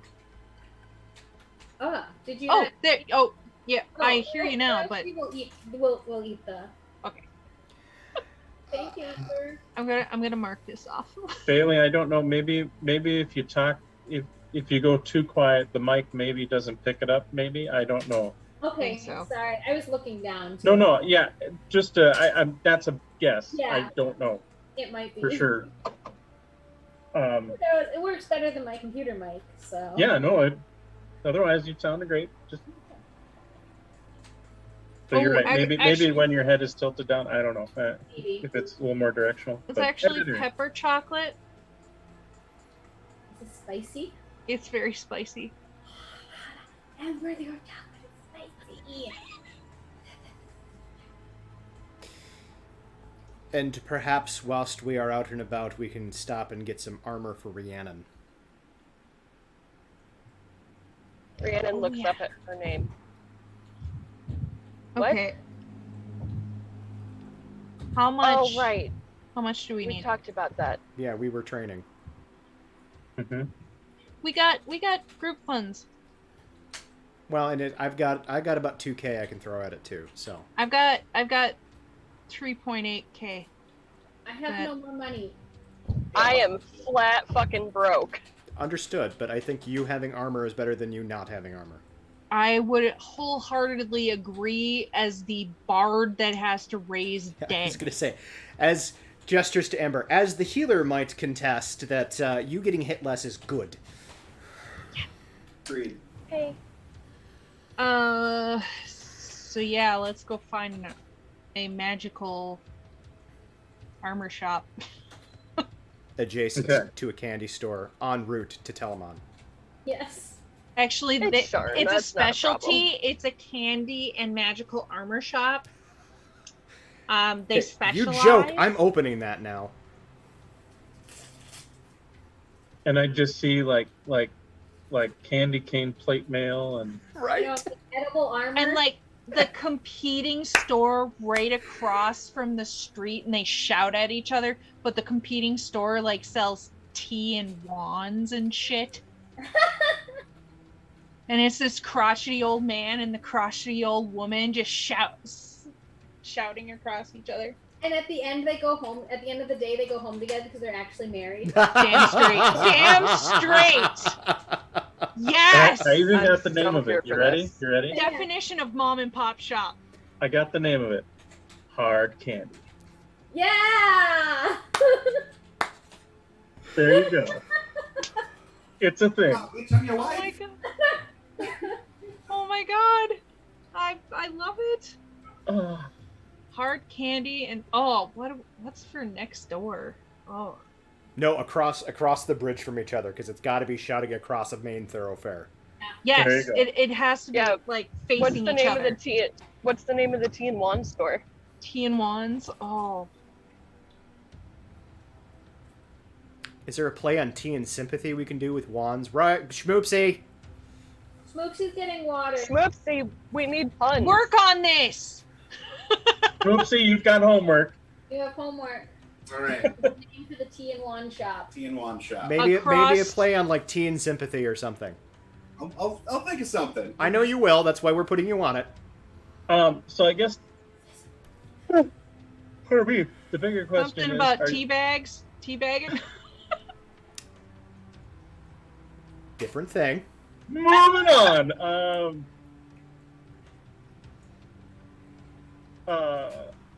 Moving right along. Swizzle sticks? I got nothing. Anyway, okay. Rhiannon, Sorry. are you looking for like a magical armor, or are you just looking to buy armor just to have something? Yes. I don't know. We need something that's a little bit more heavier duty, at least a +1 or a +2. I mean, I would say the bare minimum would be like cast off half plate. The stuff you Jesus. can don and put on with just like an action. Yeah. Something that it's gotta at least up my AC beyond what mage armor would take my AC to. Otherwise, there's no point. And then what you does just mage install armor- the Velcros on it. Mage armor would add 3 to her armor. So pretty much any of the armors are gonna. Anything Oh, anything damn. above a light is gonna do it. Yeah. Yeah.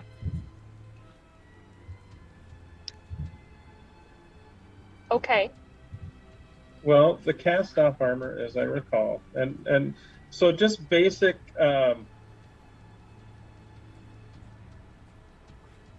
Where is it? So Honestly, just basic if- +1 if- armor is considered rare. Yeah. So If- you're- Like, what about just a chest plate? Like, Rhiannon would not be clanking around in a full suit of armor. Like, is there the option for just a breastplate? Well, yeah, we can definitely do a breastplate. I don't know if that's gonna go over the mage armor bonus though. Well, what does a breastplate normally give for an armor bonus? I don't have my player's book Well, open, it's so I'm looking it's at the medium DMG. armor. Hang on, looking it up. Someone have the player's book. I'll have the DMG open. We'll do that. I've got D&D Beyond open. Okay, so just a straight up breastplate is an armor class of a 14. Plus dex. Plus up to 2 of your dex bonus. I Right. think. Which Rand only has 2. Oh, well, there you go. So if we got you a breastplate, Rhiannon, that would give you one additional bonus from what mage armor gives you. So a little bit higher. Okay. And there is cast off breastplate. Well, cast off can be put on pretty much any armor. Correct. Yeah, that's fair. If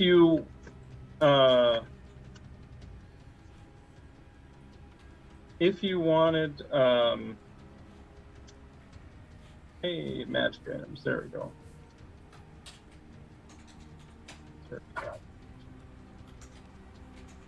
Sorry, I'm breaking up my brain. Cannot. Okay, so cast off is normally considered common, so that's fairly cheap, truthfully. And it was at least a rare for like a +1.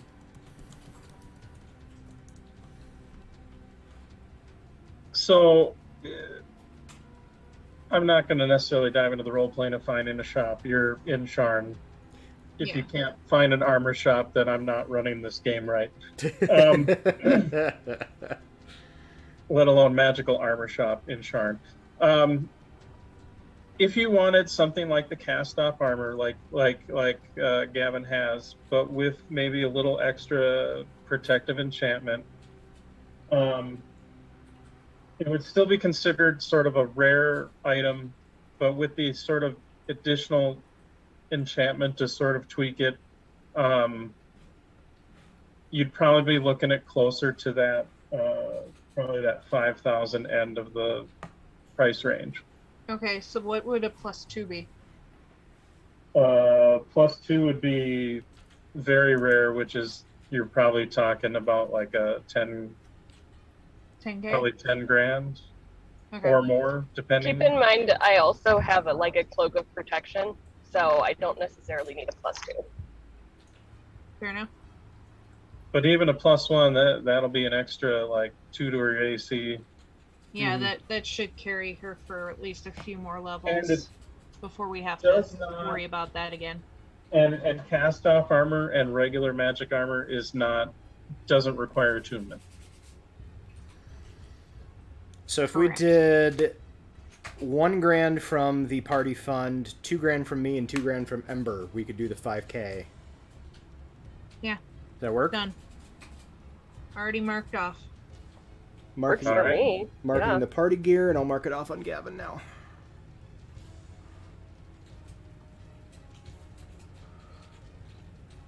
I will have to, because they don't have that combination, I will have to build Right. it and put it in. But I gotcha. Alright, I'm just looking over our diamonds. Okay, we are good for diamonds. Truthfully. Before we get too wrapped up in everything.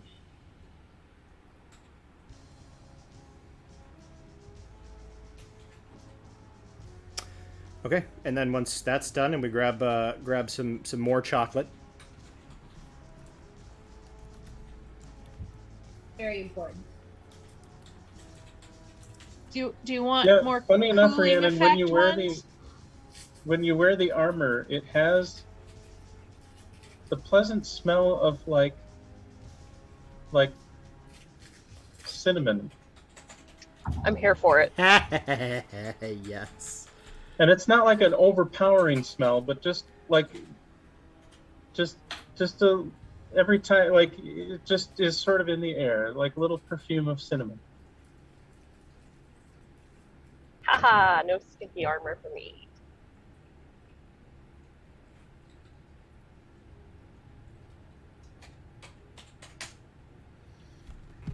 So yes, you can don or cast or remove this armor as an action. But to don it, you have to be touching it, Yes. basically. Like you can't You can't be blatherskite that shit on. blatherskite and it'll fly out of nowhere and come. I can't Iron Man it. Nope. No. See, Fair yeah, enough. because my Yet. reference was way pre Iron Man. I was with you, Brian. I mean, you I know you were. could I felt it. unseen servant to get the thing to come to you, and then you just touch it. I don't have unseen servant. Not yet. More wands. More wands. And you guys You get might to tell, not have it, but other people do. and you get to Telgannis's estate. Was it Telemon or Um, Telgannis? Telemon. Telemon Is his first Telgannis name, is, yeah. Oh, my bad. Telgannis is his last name. But you get to the estate and you see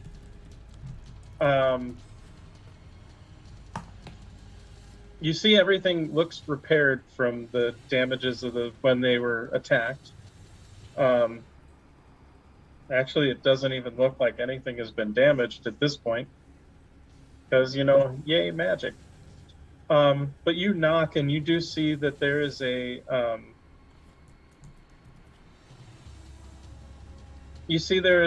kind of a nimble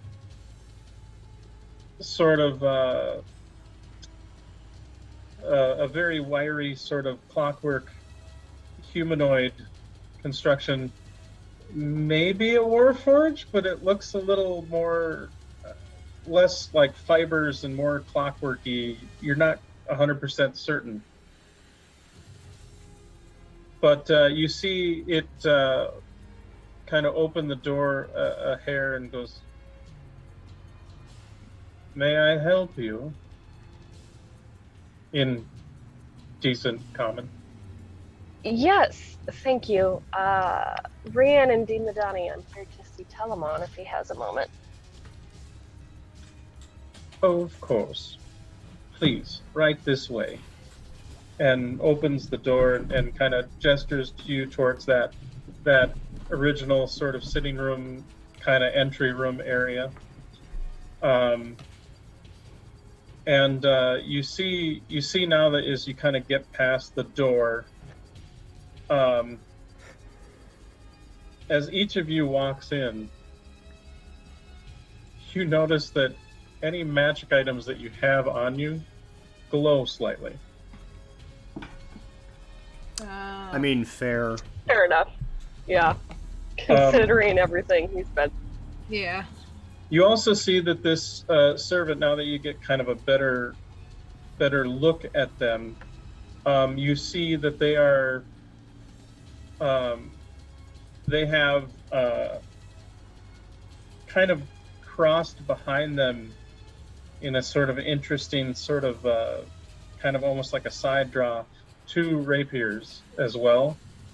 But you see they close the door and kind of lock it, and you see actually a sheen of magic kind of wash back up the door, and like, I will please have a seat. I will gain the master's attention.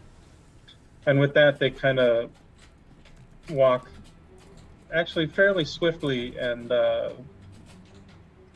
up those stairs. And a few minutes later, sure enough, you see Telamon and his sister both actually come down. You see her kind of petting her little fox, you're guessing familiar.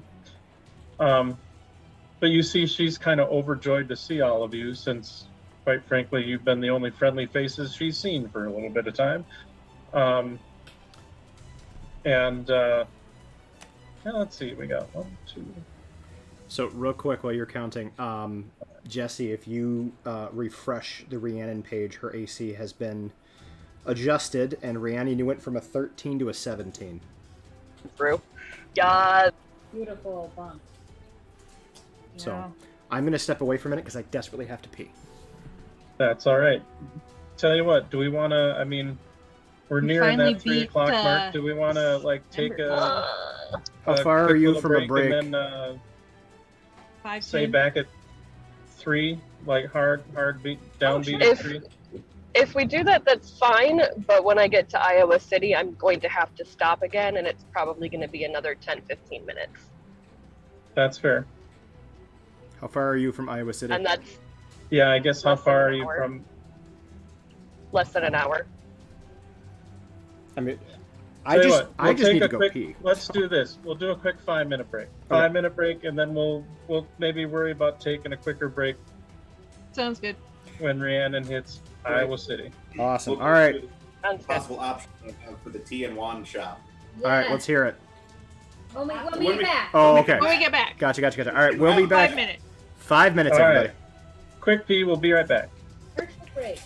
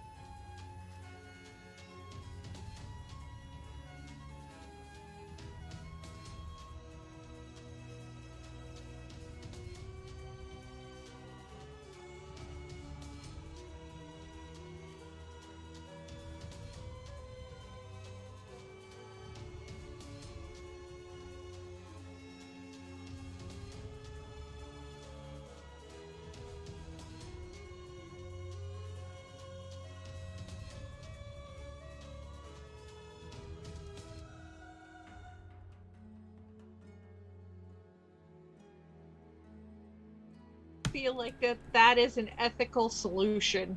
And we are back. Welcome back, everybody. Did We're we a little come bit... in with ethical solution? We came in with, I don't think that's an ethical solution. Oh, great. Yep. Agreed. Yep. On brand. Well, before we get into the questionably ethical solutions, we have a couple of tea and wand shop names that I'd like to run by you all. Yeah. Okay, let's hear it. All right. Please do. So, the first one was because a kind of spin on tea and sympathy was requested. Mm-hmm, mm-hmm. So I offer the tea and sorcery. Okay. Okay. With you so far.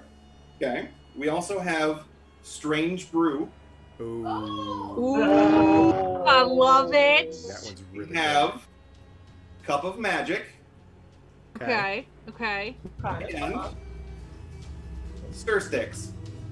Oh my Stir sticks.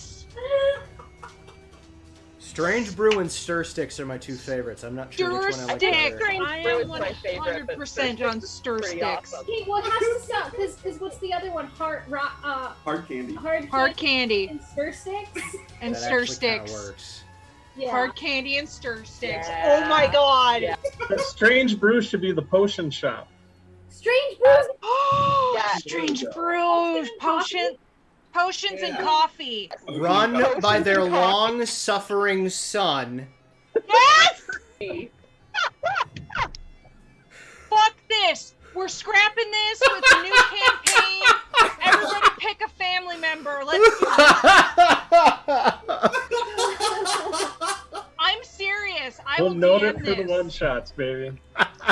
I'm gonna DM this. I call. Opportunities. Write it down. All That's right. I'm Well, if we need to take a break from the game at some point, maybe we can Oh do my God. an interim one-shot of this. Oh my god. Battling Sharn families. The Battle of Merchants. The takeover Stir Sticks. of First Street. Coffee and potion shop. Strange Brew. Just competing for business. I love this so I want it much. to be short. I just want. I think Schmoopsy needs to write a short story. Yes. There, and it should just take place over a day. Yes. And at the end of the day, they all lock up and go home and have dinner together, and that'll be the end of the story. I like it. I foresee like some sort of drama where Strange Brew suddenly is offering like a chai latte, and the stir stick shop is real pissy because it's chai, and so tea is like their forte, and there's all this drama. I'm here for it. I have one request if Schmoopsy is indeed writing this short fiction. Oh god. My request is somewhere in the middle of it, apropos of absolutely nothing, a group of random, rather strange Yes. people come in and buy chocolate. Absolutely. And then leave. And that's it. Like, no names, no other impact to nothing. the story whatsoever. Yeah. At any rate. This, Character descriptions, though. Character Bringing it back in. descriptions. Bring it back in. So, but you do see Telemon and his sister both come down, and they're like, "Oh, welcome!" As you can see, we've made some repairs. It's good to see you all again. Same to you. Apologies. Unfortunately, this is not a social visit. We need your help. Okay. You helped us. We will help you however we can. Please, please come. And Reginald, gather some food and drinks, and we'll gather down in the kitchen. And he proceeds to head downstairs and brings you all, and you see it's again everything's nice and cleaned up and whatnot, and you see the kind of the clockwork humanoid does kind of and you see a couple of floating dishes and jugs and whatnot. You're guessing some unseen servants. It's like, so, please, how can I assist you? I'll kind of gesture over to Ember and Narashti for the tail.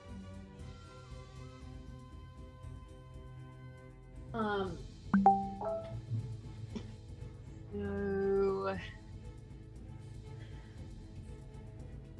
a lot's happened. We need help with unpossession. Oh, like a exorcism? Exorcism Dreaming dark. with the Dreaming Dark. What's the Dreaming Dark? Oh boy. Evil nightmare spirits. Yeah. We'll give That's a short quick version of it. rundown, though. Okay. That sounds a bit disturbing, but Typically, in the past, the best way that we've done has just been to kill the host mercifully, and that's not an option for us. Really not an ethical option. I think we can all agree on that one. I'm all I for see. chaos, So- but this is too much for me. and it's not one of you that's possessed? No. No, Okay. And But she a doesn't ally or comrade is? correct. like- No, It's she's Narashti's new girlfriend. Oh, Narashki blushes. I mean, we've only been dating a few weeks. We haven't really put a label on They it. haven't labeled yet. I mean, that was really assumptuous of you.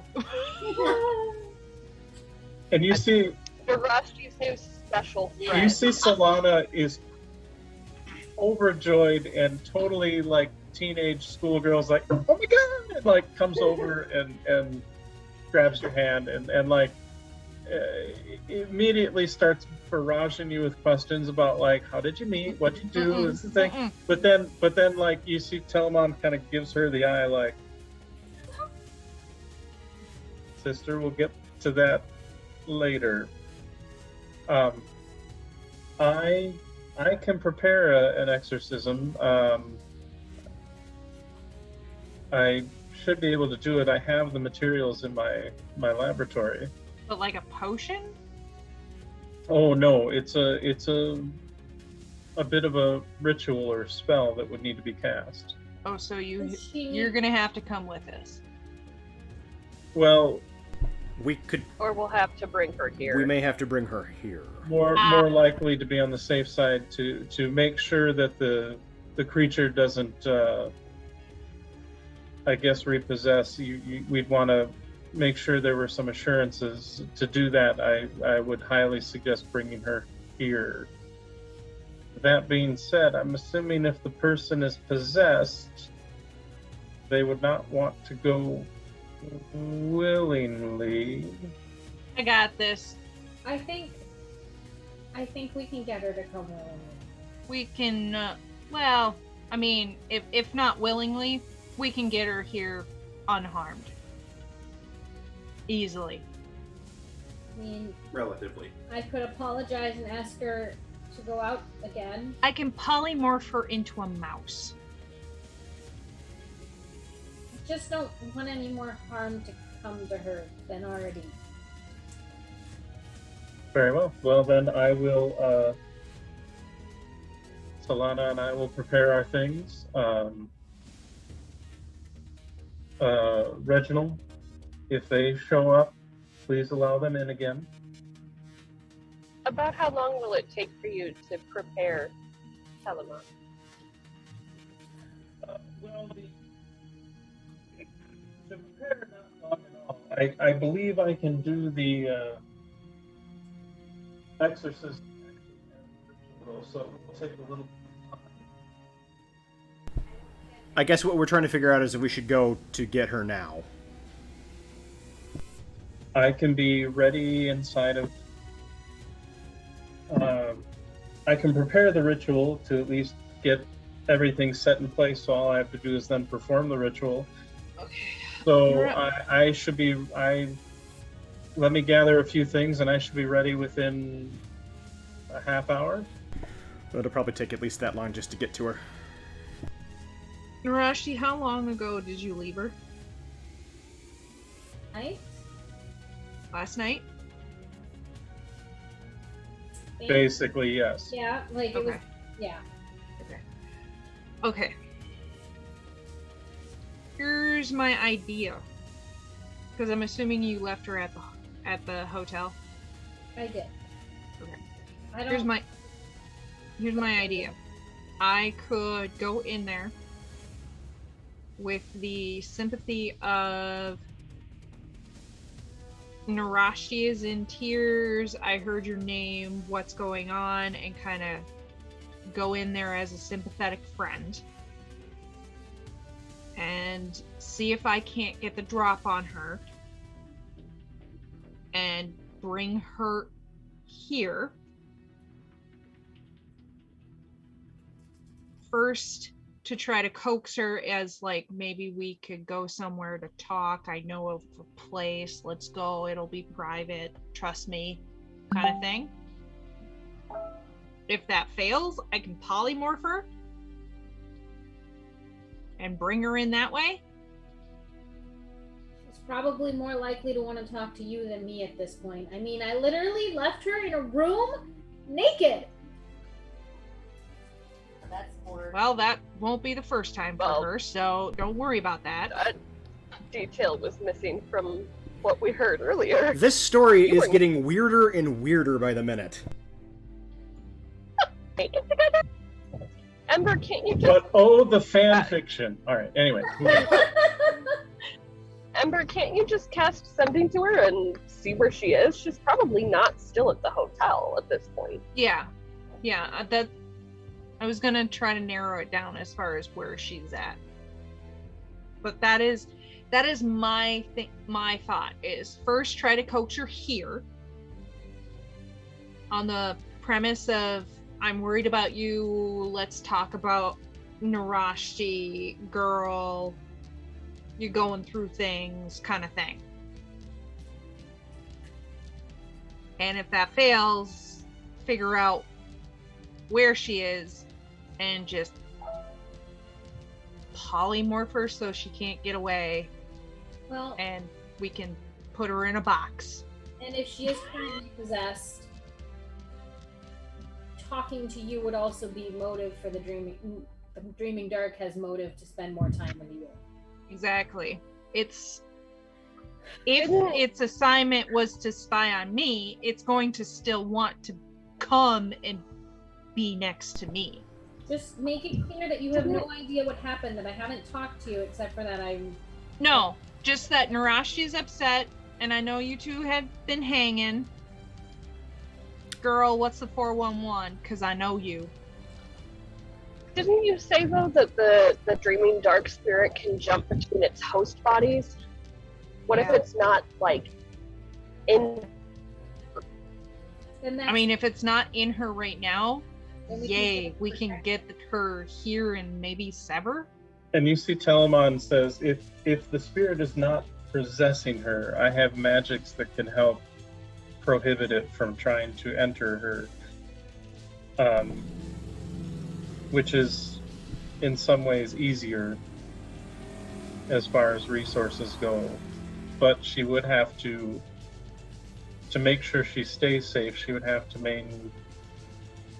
to stay within a certain area. It would be unfortunately a form of it would limit the area she would be able to traverse, at least until something more permanent, a solution could be done, or a magic item or something that could do the same effect. What She's sort a of dancer for the city of Sharn. What sort of limitations? Yeah, what's the Well, I radius? could do like a protective circle that nothing would be able to get to her as long as she stayed within the circle. Like 10-foot cube circle? Well, it's not a perfect world, but it is a protection. Could this circle be put anywhere? Yes, but that would require castings to maintain. It's not a... You were not the gonna circle be in and able of to itself lock is her not in a room. permanent thing. That being said, a item of some kind could potentially be made to try to help her resist the repossession. Do you have the capability of making such an item? I can. It would take time. Yes, I understood Or- that. Do you know of a shop that potentially already has this? I mean, there are some high-end shops that might have something of a similar kind, but such magics are rare, so they're going to be expensive. And chances I don't know are if they you would know this, probably. but we're kind of an adventuring party. Usually we can come up with the funds. I mean, we're a little tapped at the moment, I'd like to point out. Where there's a will, there's a way. But I also would like something that maybe we can trust, and knowing the maker would. That's fair. Telemon, if we were to supply you with material and the gold component necessary, would you be able to create such a thing? And yes, I understand it would take time. I'm just...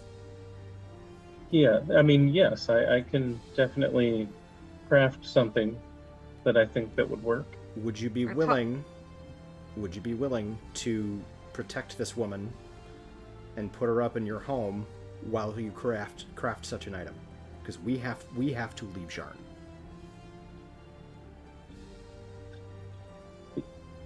If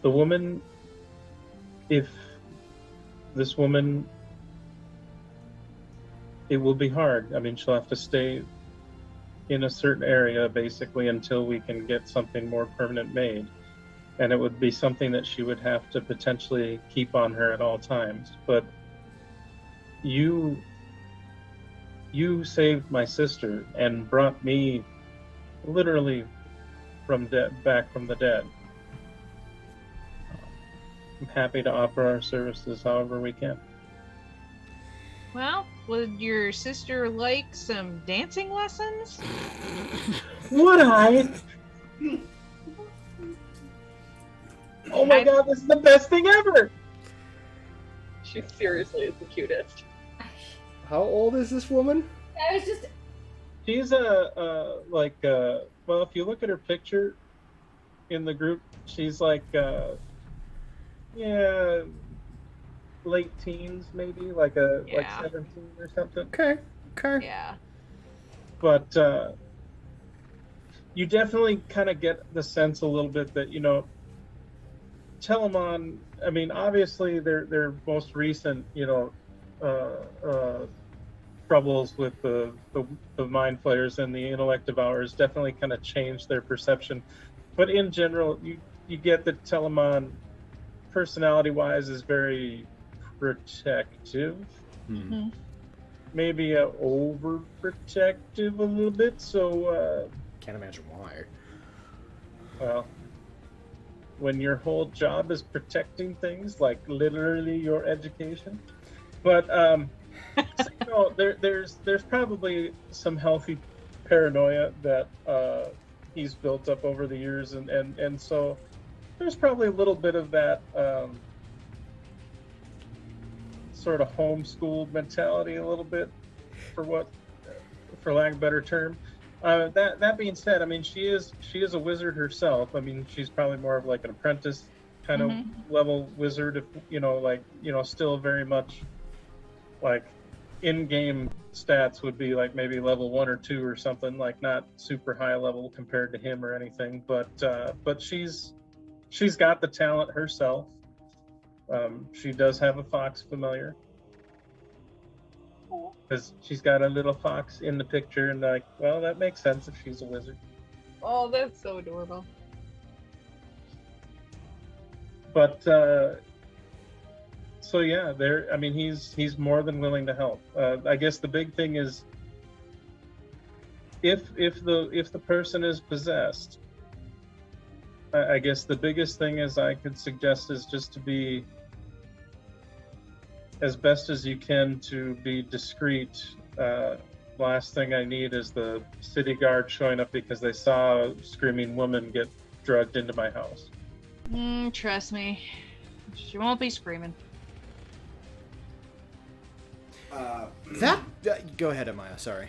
I was just going to kind of gloss over that for a second, and I know this would be a rather large ask and you've got your position to consider here, but would you potentially consider traveling with us while crafting the item and maintaining the circle? Don't want to put her in any more harm. And you see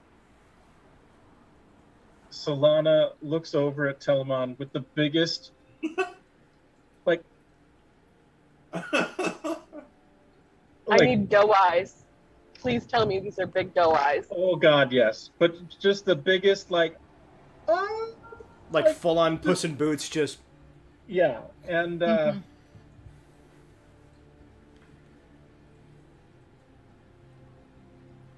I mean, I cannot and think of a safer you place. see Telemon's like, I'm assuming you mean aboard your vessel. I do. We would have the ability to protect you if you came with us. I cannot think of a safer place for her to be among all of us inside of Zaya, surrounded by people that she knows and trusts and loves. And if she travels with us, I could perhaps try to teach her some mental tricks and keep her mind shut against this. Well, the only fear is if there's a lapse and the possessing spirit gets hold, it will effectively have brought a spy on board your ship. Are you okay with that? I mean, I will try to keep her protected as best I can, and hope there are no lapses, and we'll work obviously towards creating something that will be a more permanent nature. But again, there is still a danger. There is.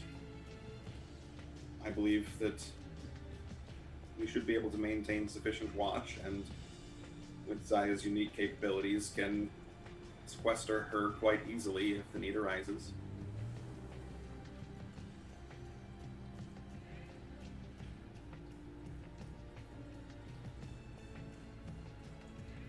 Then very well. And you see Solana, it's like, like just, she's like damn near bouncing off the walls. Like you can tell this is the first time like she doesn't get let out much in the city, let alone leaving Charn. So this is like The best. right.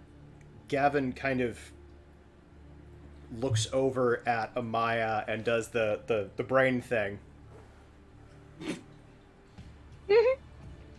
Maya is at the moment focused on Narashti, making sure that Narashti would be okay with this arrangement, because this is probably going to affect her most of the group. I'm worried. I'll mind link. I'm worried for Zaya.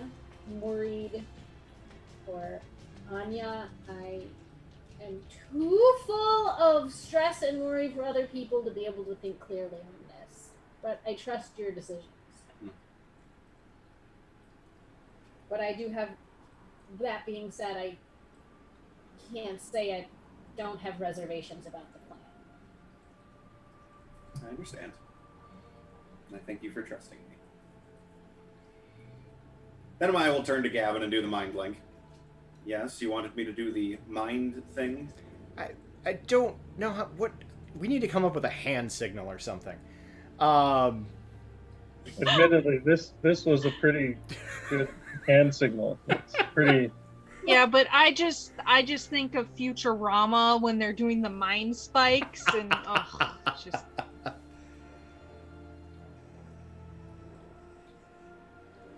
At any rate, Gavin just kind of... I mean, when you link, Gavin's just like, I mean... You good with this? After weighing the options, I believe it to be the best course of action.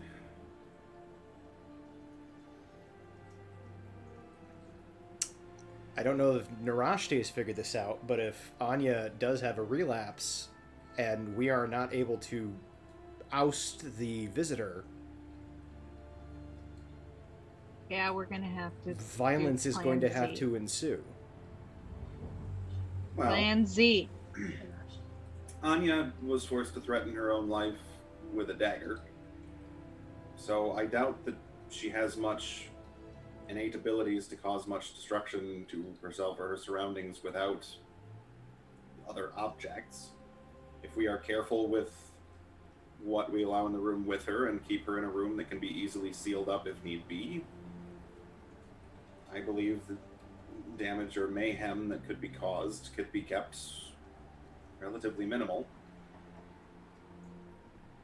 Okay. And again, with the number of people around that can keep an eye on her and react if things go sideways, the number of people around that can protect her if something else external attacks, I can't think of a place that has a higher chance of success. I think she should still get a voice in it. Sure. After figuring all of this, she might not want to come with us. That's fair. We can always reevaluate. But if we do this aboard Zaya, then at the very least we can offer her a place of respite, training, friendship, companionship, love, rather than a community she doesn't know, people she's never met, and a vague promise that will return at some point.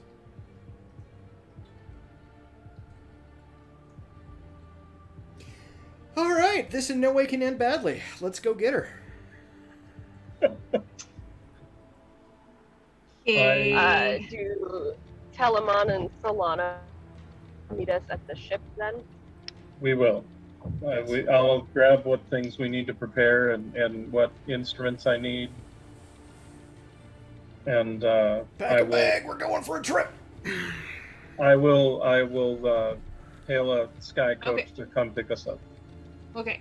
Hold up. So, first we need to figure out if she is possessed.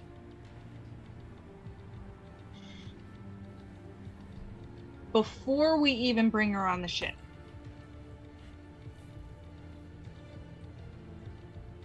So I think our plan of bringing her here first, Yes. for the exorcism, should still happen before we move. How do you intend to figure out if she's possessed or not? We do the exorcism. Well, don't we need to do the exorcism wherever the magic circle that's going to keep her from being repossessed is set up? Oh, Well, shit. I mean, I have some spells I can use at least for the short term if we're moving her, I suppose. But to have something that lasts a bit longer, I would have to perform a ritual involving the circle. We need to just go to the ship. So, I mean, yes, I could, for the short term, there's some spells I could maintain provided we don't get in any other danger that would cause me to lose focus. I could maintain something for the short term, at least, that it would take us to get to your vessel. Right. So, should you come with me to do the short term before we start moving her towards the vessel? So I do not want to bring her on the vessel naked. And I mean naked in a term of... I understand, yes. What if we went... Oh, shit. Has the longboat been regrown? No, you've been using sky coaches or walking. Yeah, we've been doing all natural. You've been doing it the original way, Sharon intended. The tourist way. I know you said tourist. I heard terrorist. Tourist. America. All right. America. There is so much about this plan that I dislike. So we're doing the exorcism on the ship? Because if she is possessed, then we're inviting the dreaming dark onto Zion. We're risking that anyway. But no, not unless if we do the exorcism. If we move her in a way that she is not conscious when she is moved, she doesn't ever have to see anything outside of the room that she's going to be in.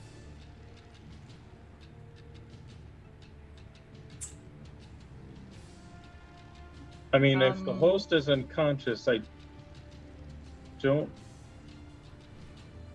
necessarily. Well, Why are we making her unconscious? I don't know. Gavin mentioned unconsciousness. Yeah, I don't know either. That was Turn not. turn her into a snail and put her in a box.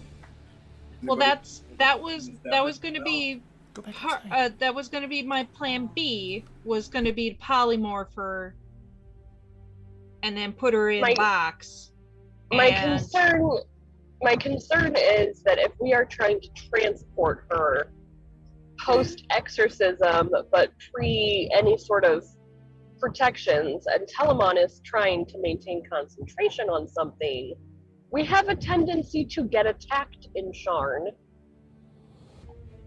which would interrupt his concentration and potentially undo the hard work that he had just done. I don't think it's safe to transport her. Do you believe this agent? Well, this agent wants to get what, closer to you, Yeah. Narashti? Yes, and Ember. And all of us, although I don't know if they have any. We don't know how much they Well, actually know. Perhaps it's a gamble, but perhaps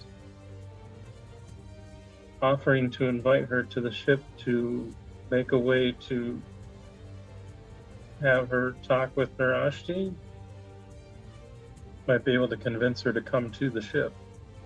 And I suppose the ship itself is not really a secret. True. No.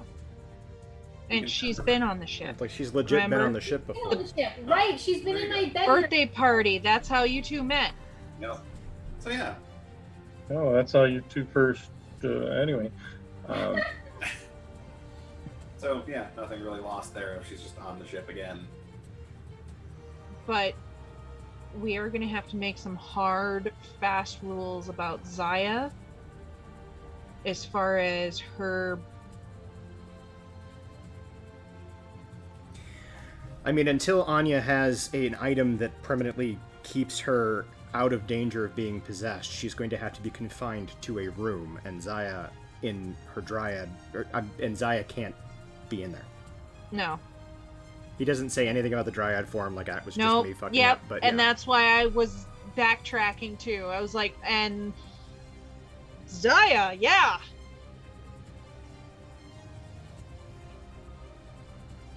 Is Zaya another crew member? Yeah, don't worry about it. She's my daughter. Oh. You realize how many creatures we have aboard? I was just gonna say, how many bedrooms is Zaya capable of? Zaya is very large. I mean, Zaya can Zaya's big. make some more I really spaces. need to It make just the means eating 3D up- model of Zaya because holy balls is she big. It just means eating up some of the how would you say the cargo space that's in there. But I mean I can give you a. To be fair, I believe Gavin still maintains his own bedroom, even though he and Rhiannon share a room. Yeah, So so he does not have to maintain his own room. Gavin's anymore. bedroom has already been reappropriated for somebody else. It's already. I mean, It's his the gym stuff, right now. His stuff isn't even in there anymore. Yeah, he doesn't even know. Honestly, I imagine that once some of the goblins realized that Gavin hadn't been in there for like 3 days, It's the goblins' room. Yes. they just now. started That's sneaking in there and taking naps and. Yeah. No, the goblins bunk in Barca's room. Oh yeah, and they actually are missing Barca, so they totally would be piling in Barca's room. So they are in Barca's room. Keep going. I have to step away a moment and holler at children. No, I figure Nicole, like one of the guys that had to like bunk with each other, they finally just like, this is my room now. Well, Like and Macaulay. And like Macaulay, he sleeps up on deck. Like you know that Macaulay, like he will come downstairs for like Right, dinner but if he we have needs dinner, like but a otherwise he needs a stays- day room because he stays up on deck. He's got. but isn't it in the daytime that it's a little bit He's- painful for him? Well, he's got a magic mask that the Sulatar Right, but you know, used to kind of help protect against the super sensitivity of the sunlight. It's like effectively his sunglasses, for lack of a better term. It's not.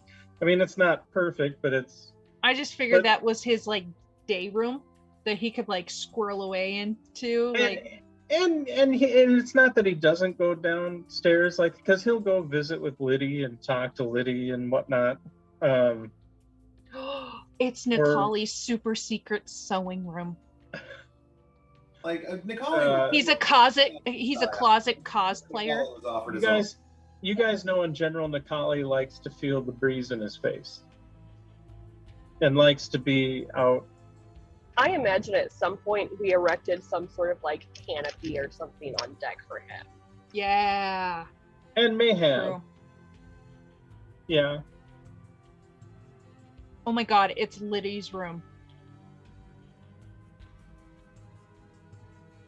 Liddy pretty much considers the cargo bay his room. That's fair. Yeah, that makes sense. I'm trying to think of who would take that room. I'm back. But regardless, there are several spaces, and this was just the fuck basic. it, Ember will have a band room. Well, as Narashi's gonna set up a room for Anya. Okay. And if somebody will go with her, well, other people are kind of planning to do all that. Oh yeah, we can clear out this storage room, and I open up Gavin's door. Yeah, I've kind of been figuring that we'd set up a room for her, get like the magic circle and like the entirety of the floor there, and then we'll just have some like simple furnishings and things. Yeah. Simple. We got some fancy shit. For that matter, Telemon suggests maybe having his and Solana's quarters near that in case he needs to access it quickly. Oh, sure. Yeah, let's go prepare things on the ship, and then and I kind of nod at Ember, send a message to her that, Narashi's upset or whatever, and can she come over? Yeah, girl talk. Okay. Girl talk type stuff. Once we have the room prepared, that's probably the best. All right, let me pull up my spells here. Sending. Well, wait until we have the room prepped, because we're still technically at Telemons. Okay, Yep. But that's more or less the plan at this point? More or less the plan, yes. Okay, so you guys get Telemon and Solana to Zaya without any issue. You get the prep area set up. He starts doing, getting the ritual area, whatever you want to call it, all set up. So that is done. That is good to go. Now it's just reaching out to Anya. Okay.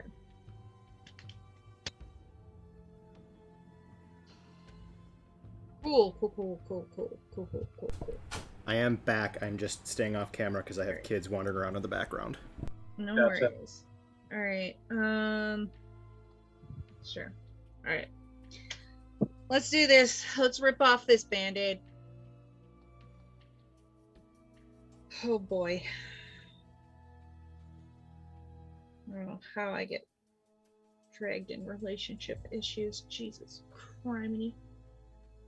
Okay. Then it was Amaya that literally dragged you to these relationship issues. Yeah. Thanks for that. Yeah.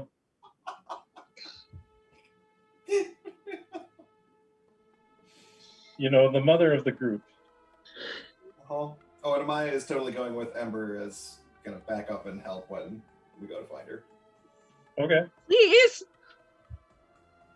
I would totally say, Maya, you're coming with me. Well, got me into this. Hopefully we can just get her to come here and we don't have to go get her. Right. Yes, but that relies on my wordplay. Yeah, but you're good at that. There are certain kinds of wordplay I am good at. I would not consider this to be one of those things. And you doing it, I don't think would come across as the same. Oh yeah, no, I should not be trying to do that word. No, Rhiannon. No, stop. Rhiannon. Oh, Rhiannon. Okay.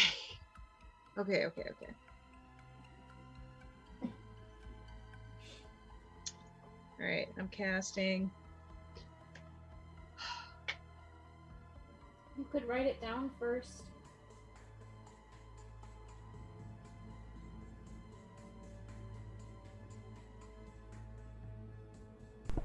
I really just want a Jester-esque ramble session. Like in character, Narashki would suggest writing it down first, not like. And in character, Ember just stares at her.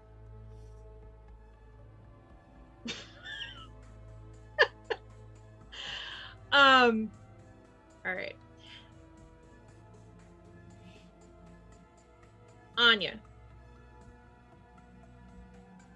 Heard about you and Narash. Girl, what the fuck?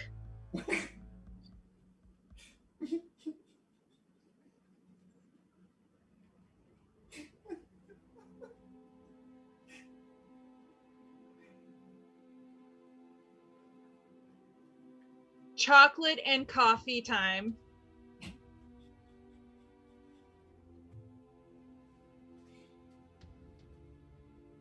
We really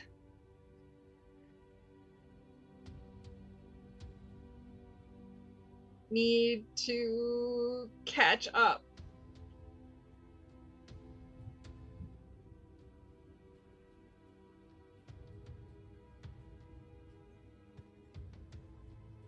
And you hear, whoa, Ember.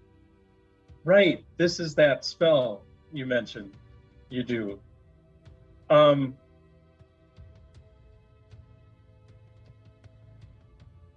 Yeah. We broke sheep. Yeah. Where do you want to meet? Fuck, how many words do I? And that kind of. Yes. Okay. Cast sending again. Because she is not a spellcaster. Yeah, I know. See that- I know. But realistically, you probably have told her about the spell before, like, so she's like not. Well, like she's used to like my message spell, Sure. but that's within sight. Right. Well, that's a That's much a shorter cantrip. distance. Yeah. Yeah. This is different. But yeah. 25 words.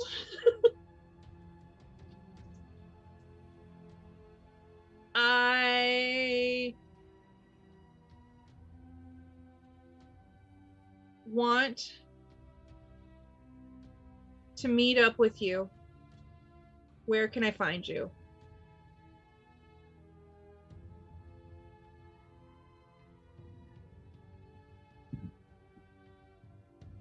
Yeah, it'll be good to catch up.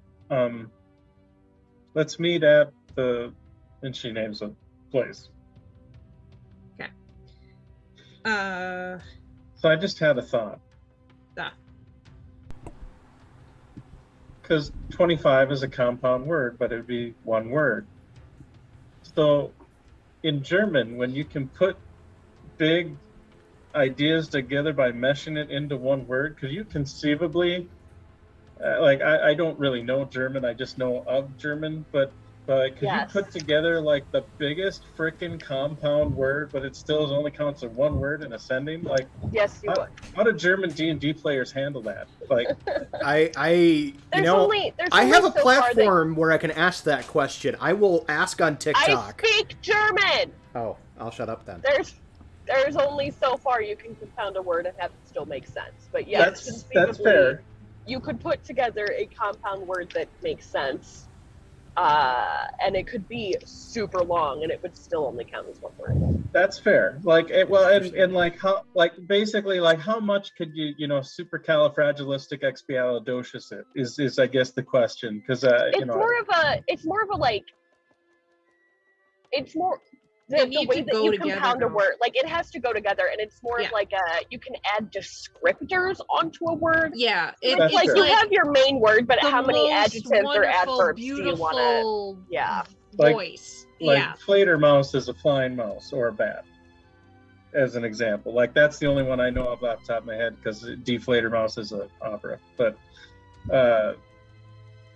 as far as my own knowledge, but granted, I'm not a big... I have not actually studied German, but I know that's a thing. So anyway, that's a great question to add to your thing, and I apologize. Totally went off tangent, took us off the rails.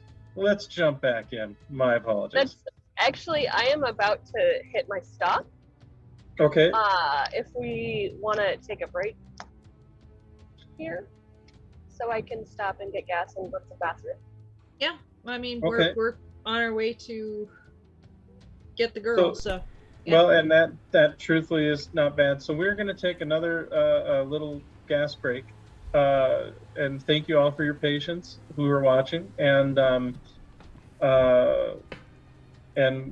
if for the rest of us, if we're good to go, we can still kind of discuss a few things, maybe kind of off camera a little bit, since we've got some things to discuss anyway. Phoenix is 10 minutes, 15 minutes. What do you think? Give me 15. Okay. Sure. Cool. Because I'm approaching the exit now. So I just back figured at before we 4. launch back into stuff. Yeah, So that's back we'll at be about back. 4. Thank you again, everybody, for your patience. We'll be back with you shortly.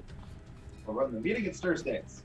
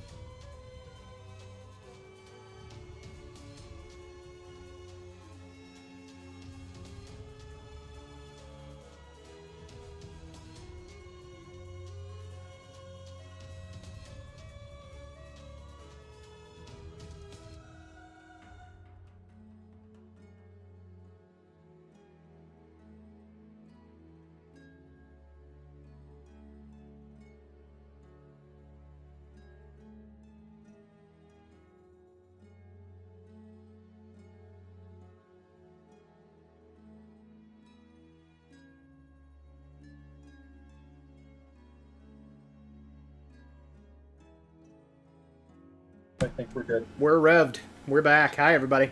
Hello, everybody. Thank you again for your patience. We appreciate it. Yes, thank you very much. Rhiannon is gassed. At any rate,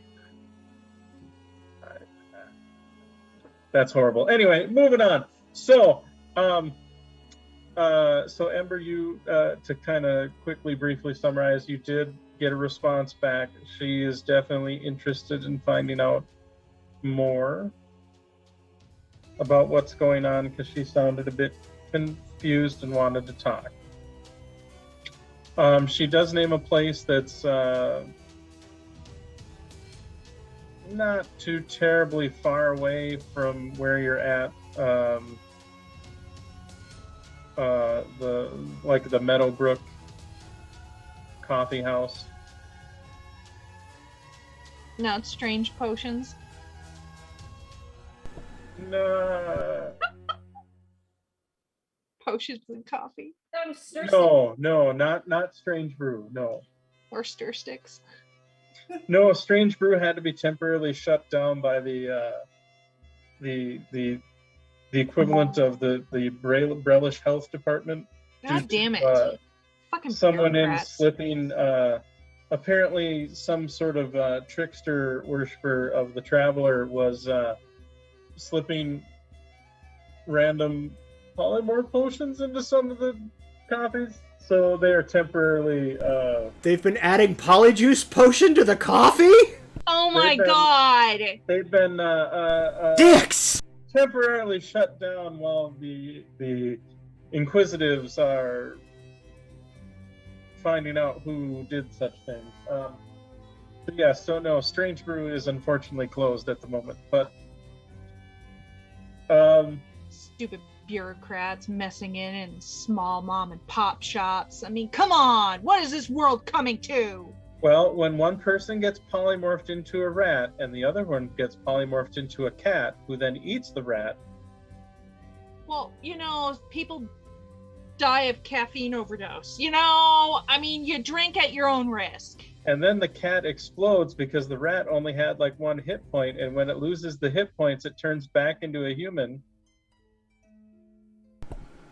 Yeah, it's fine. There's a scene playing out in my Look, head. I got that call, and it was not a pretty sight. That's what I did yesterday. So at any rate, moving on. But yes, she mentions a place, and you find the spot. Sure enough, without any issue.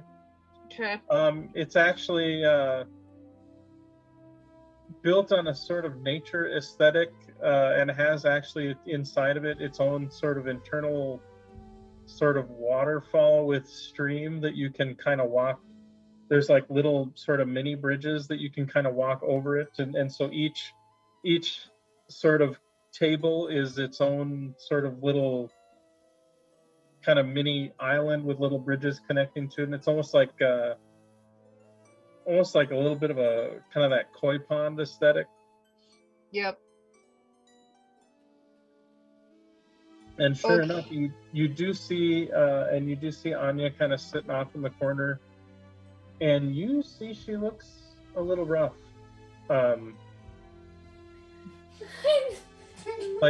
Like not. I mean, she's not makeuped up or dolled up by any means, but she looks a little kind of haggard. And sees you and smiles, but it's sort of that kind of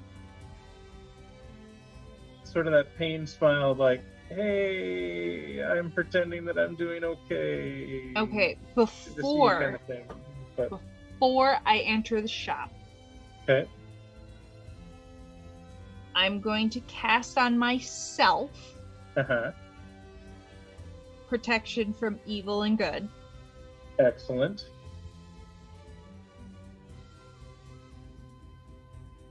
Amaya's with me? No, Amaya's fine. Mine's with you. Amaya is with, I think Amaya and you went. I'm gonna go too, but I'm gonna stay out of the coffee shop. Okay. Just kind of be nearby in case. Just in case things go Things go sideways, south. I want to provide a little support. That's all. Okay. Sure. Who else wants a hit from protection of? Well, and Evil it's a and good. concentration spell, so you can only technically have one up at a time. Oh, right. Just Even though just hit it's your my loot. just Yeah. hit yourself. We'll be fine. Amaya's Okay. good at this shit, and I won't be in there. I mean, Kalashtar have some pretty hefty resistance. Yeah, they've not that they're got immune. immunity. Not Yeah, that they're they've got immune, but they have hefty some buffs. it's pretty damn hard to Okay. to mind fuck a telepath. Go figure. Yeah. Speaking of Yeah, time, alright. I'm also going to be keeping the mind link active with Ember while they're going in and talking. Sure. That's fair. And just nope, that's also concentration. Nope. Okay. I know that's the That's a kick in the sensitive areas. Right. The real kicking. Now I will say there is a feat in the Tal'Dorei book, and yes, I'm pimping out people's gaming books because why the hell not? We're using them. But there is technically a feat in the Tal'Dorei book where you can temporarily maintain more than one spell, but it requires concentration checks and Yeah. No. it's not one of those things you'd maintain for a long period of time, but you could for the short term. Okay. First things first.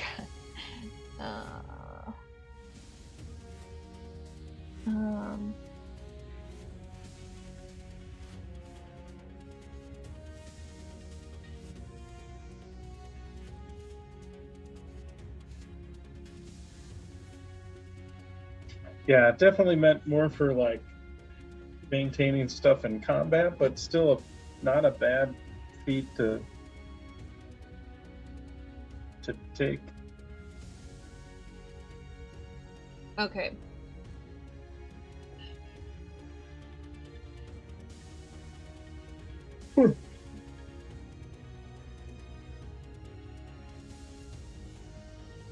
Does anybody what do have you a do? box? What do you need a box for? Just in case. I have my yes. I have the jar left over from the intellect devour. No, Rashti has like The fuck? I remember. no, Rashti has one of the decorative boxes where she's keeping some of her treasures, but she'll empty that out and give it to Ember. Okay. Okay. And put like some cloth in the bottom of it. So at least she'll be comfortable. You know what? Let's leave the cloth out just in case she tries to suffocate herself on it. Might I suggest instead of a rat or a mouse, you turn her into a slug, A slug? Oh yeah. and then it can't chew. Yeah, I can't chew. I can chew just very slowly. Wait, I believe it has to be a... Oh, what happened? Computer just freaked out. Can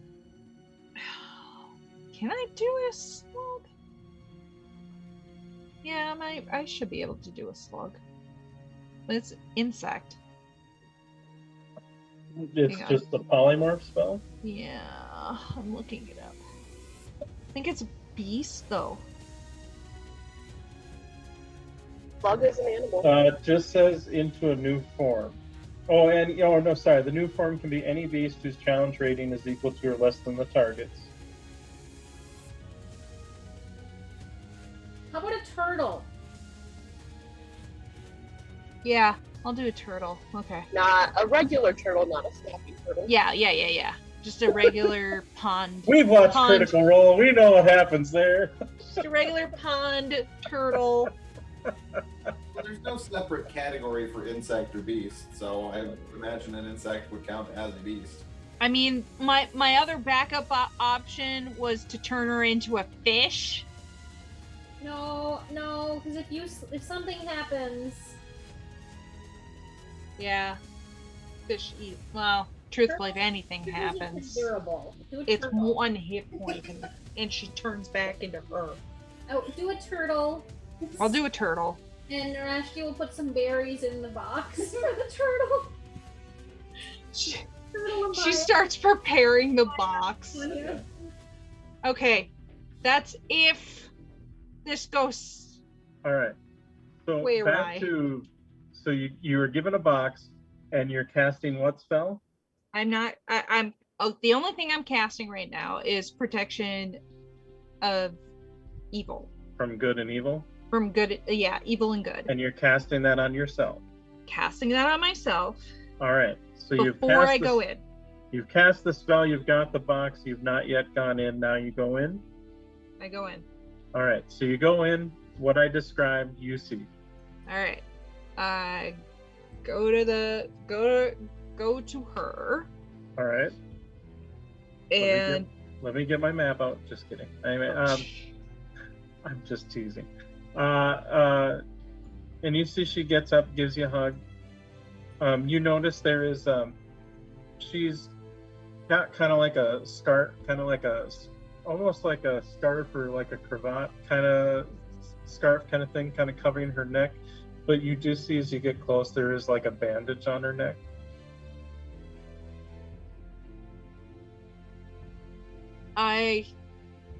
When I release her from the hug, I pull that down.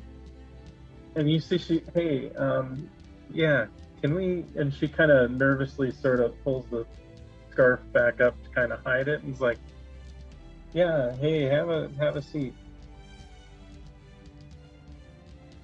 I'm gonna sit, but I am gonna give her a death stare and just say, you got 2 seconds before I go outside and start kicking an ass. No, it's not like that. It was, I don't know what happened. Like we were... Yeah, that's not helping the situation. Would you just calm the fuck down for a moment? Who the hell are you think you're talking to? I mean, come on. All right. Start from the top. How's Narashki doing? She's a fucking wreck.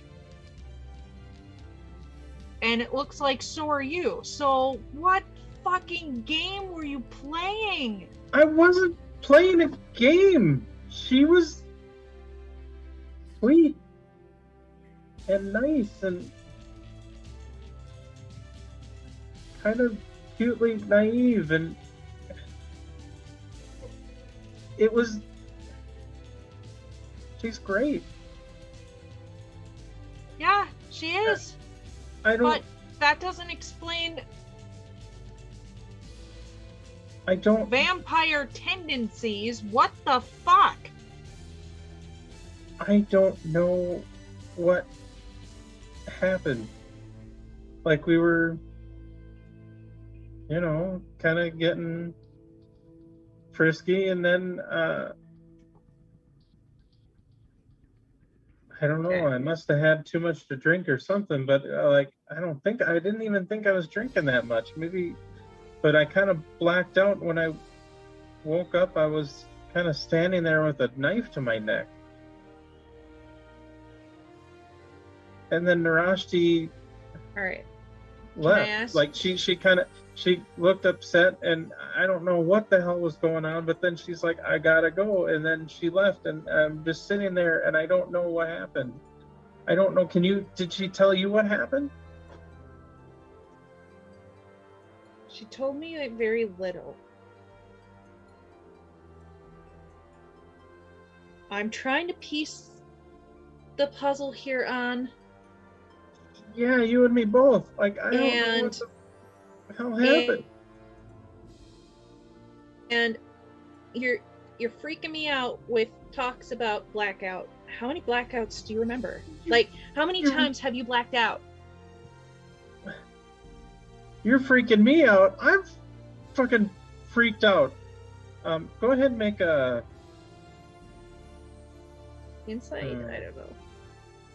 Actually, no. because out of character, I see where you're going with this. So I actually want you to make a deception roll. Okay. But I'm going to say, but this is a pretty clever way to do it, so I'm going to say with advantage.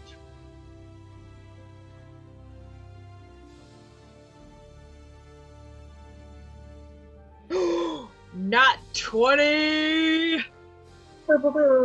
Nice. Oh, yeah, like Yeah, your lying. your internal monologue is going, babe, you got this. the bullshitter of bullshits. Look, Yeah. on. You're freaking me out about a blackout. You have gouges on your neck. Right, like I said, like when I Like, is this the first time you've ever blacked out? Well, I mean, magic is weird. I mean, come on, you know my history. You know I partied hard before, like, but we weren't, as far as I know, we weren't.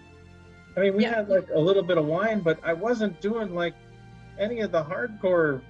Like it wasn't like we were doing one of our, like. Do you remember any other time that you weren't partying? I mean, what if maybe somebody slipped us a drink? Although she didn't black out, did she? No. Okay, well that's good. So it wasn't like someone slipped us something then, I guess. I don't know. Ember, it scared the shit out of me. Can I insight check her to make sure that this is genuine and she's not trying to bullshit me? You absolutely can. Although I am shit at insight. Amaya will be inciting as well because she's sitting right there.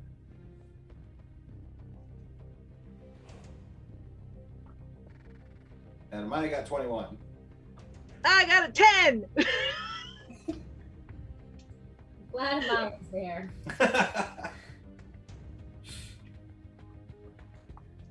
To both of you,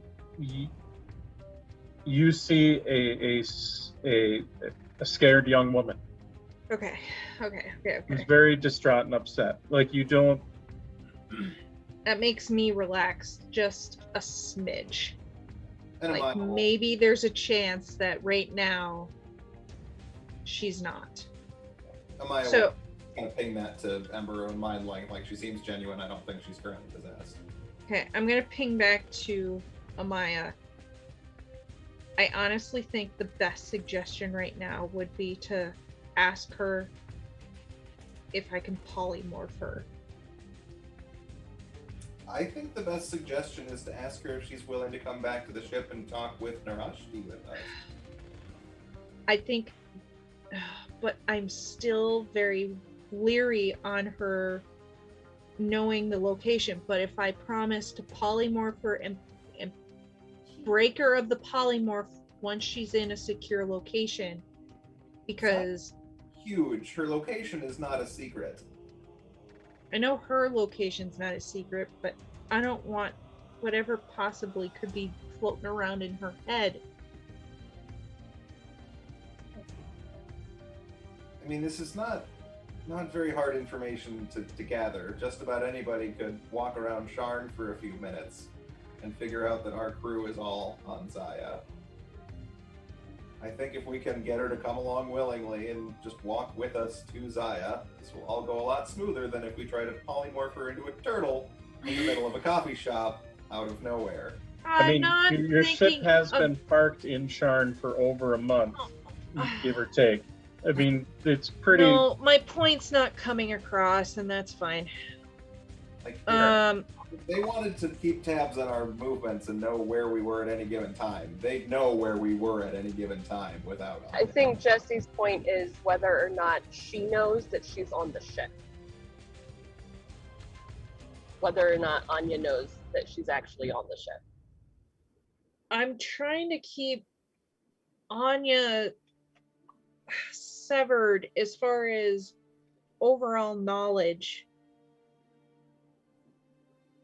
about the true nature of Zaya and everything else. I'm overly cautious.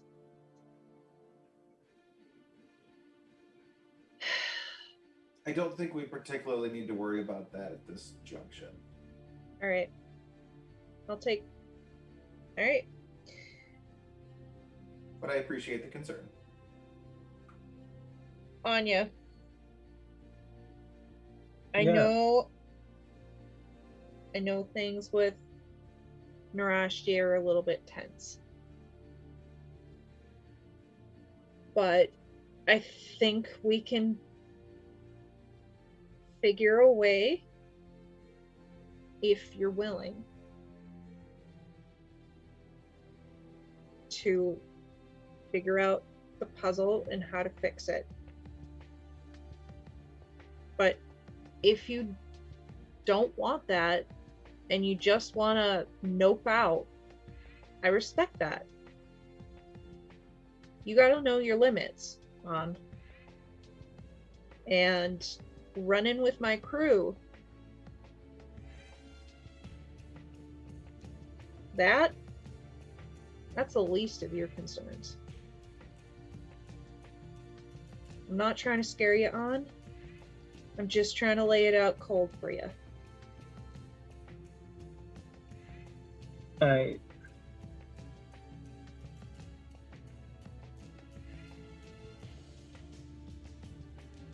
We've gotten into pretty sticky situations in the past. But this is as sticky as they come. And you know I'm hiding. You know what's after me.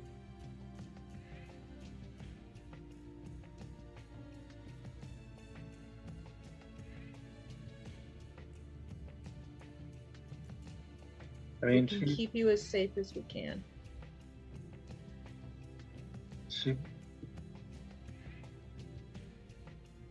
She's worried about you. Really worried.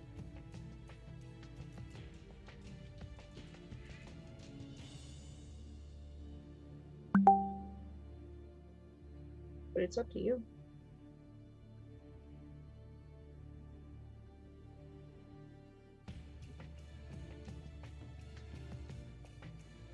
And you think, I mean, she broke it off, I guess, with me. I mean, you think she'd talk to me?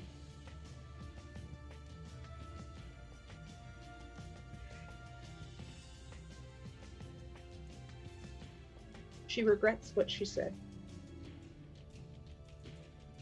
I can tell you that much.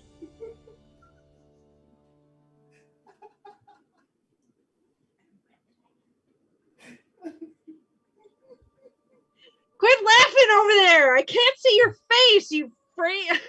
He's laughing at me because I'm having a little monologue over here. I've been reacting. I'm like, She's doing like faces in character, and it's really hard to not laugh. sorry. Why the hell are you not showing Yeah, these you need to faces share that with us? the world. Come on, that's mean. Because I was laying down on the couch. I'm here. You're making me deal with your freaking girlfriend, and then you're denying me your reactions? What the shit, Narash? It's sad. I just regret. God damn it!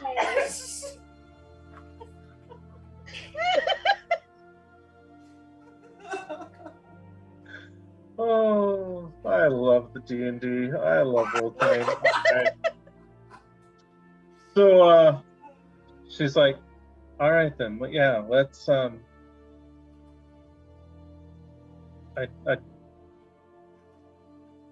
like to talk with her. Yeah. All right. Okay.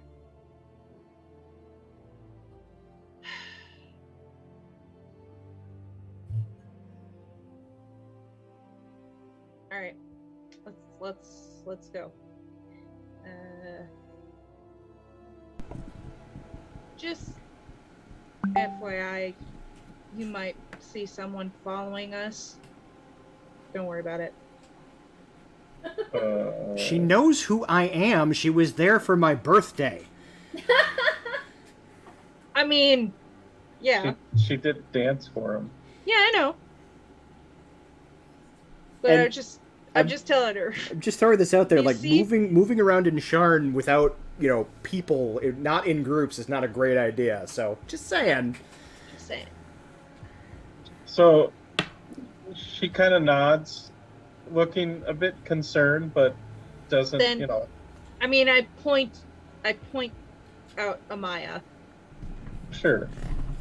and it's just Well, Amaya was kind of sitting there with you, wasn't she? well, kinda, but Okay. I'm assuming Amaya would have kept a little distance, kind of thing, Gotcha. and that's why we had the mind link going. That was Fair my enough. assumption. No, fair enough. And then as you guys exit the, Meadowbrook Coffee House, Yeah. you see she kind of notices Gavin and just kind of looks at you and Ember and that kind of nods, and you head back to the ship. Mm-hmm. Yeah. He'll be. I mean, he's friendly. He says hi. Hey there. He's like, I'm just here as escort, so don't mind me. Okay. Sharn being Sharn. No, hey, I get it. I have a question real quick. How Yes. much inside we were going to share with Anya when we explained that we were going to do an exorcism? Because I think we would have talked this out ahead of time. Gavin was on board with all of it.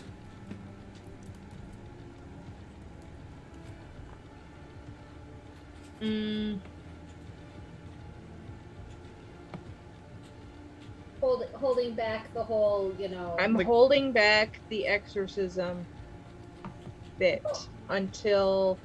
No, I know. I'm just before we move forward. I feel like this would have been something like when we explain, like how much are we explaining to her of what needs to happen? Yeah. I'm on Ember. I'm on board Right. with how you handled it. It's more once we're on the ship and kind of in place, like Right. explaining. Okay, so here's my thought: is the place that you and An were going to talk. I was going to suggest in her potentially new room, so that we can go into the room and shut the door and immediately start doing the exorcism if need be. Like, if... Okay. Yeah, I figure either immediately do the exorcism or get her in there and go like, okay, so we actually kind of know a little more than we let on. This is what happened to you. Okay. This is how we're gonna fix We need to do a cleansing of you. Okay. All right. I have thoughts now too. Yeah. I just wanted to double check that. Yeah. Okay. Yeah. Cool. Yes, you're absolutely right. All right. Okay. So yeah, I will ping Zaya, Okay. well, actually, probably Amaya will ping Zaya that we're on the way. Yep. Okay. And make ready. Make ready. All right. Oh, pardon me. Sorry about that. So you get back to the ship without any incident.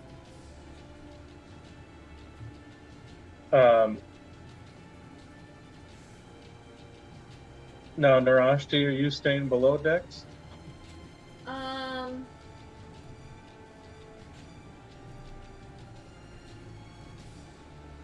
That's a good question.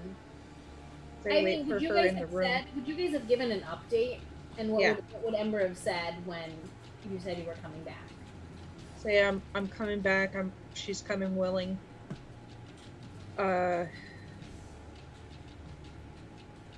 Let's have her meet you in the room. She doesn't seem to be possessed at the moment. Or they are deep hiding. So if potential harm is going to come to her if she sees you, I want that to be the very last thing that she sees when she enters the room, so that we can barricade her or grapple her and stop her if the Dreaming Dark starts acting.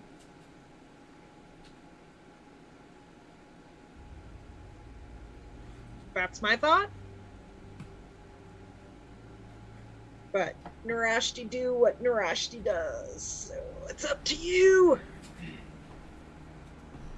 I mean, I guess Narashti would just be in the room trying to make it look nice and being very little ball of anxiety. That's fair. Brianna would at least, until she gets there, be with Narashki. And throughout this process, Amaya is probably going to be kind of at the ready to try to like stop her from hurting herself if it comes to that. Mm-hmm. Gavin's just tagging along at this point. He's there to back up anybody that needs the backup, so. That is fair. That is fair. This is like a weird rescue the damsel / we're escorting a prisoner situation. Rescue the damsel / intervention.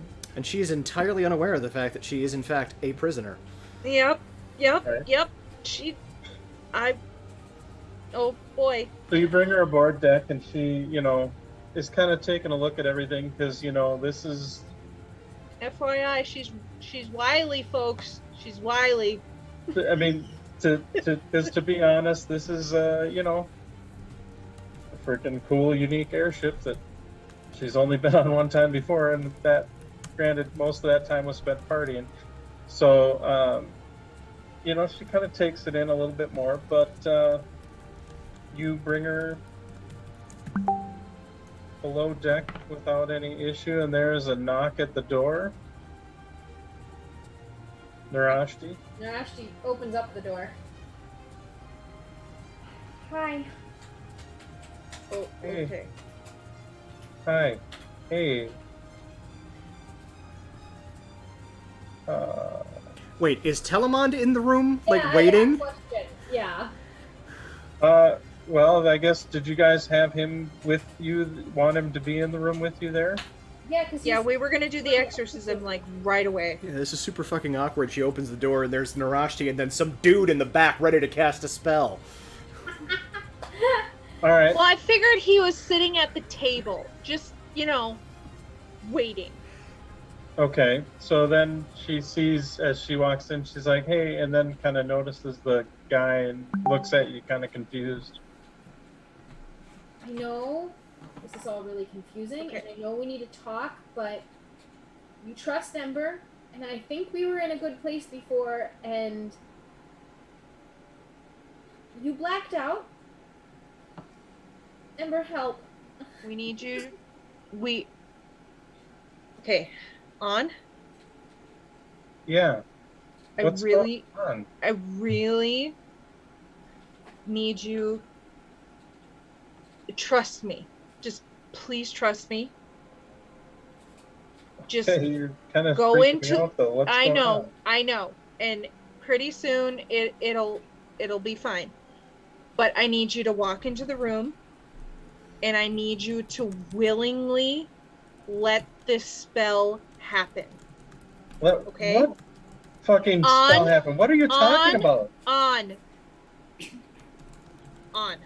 What kind of... Well, I know. You know when you woke up and you had your knife to your neck. I came here to talk to you. I didn't know. We're getting that. We're getting to that. We are getting to that on. In order for all of us to talk, this has to go off in order for us to talk honestly. What are you talking about? We're talking honestly right now. Like, what is this? What is this? This is trying some to make sort of... sure. Do not make me turn you into a turtle!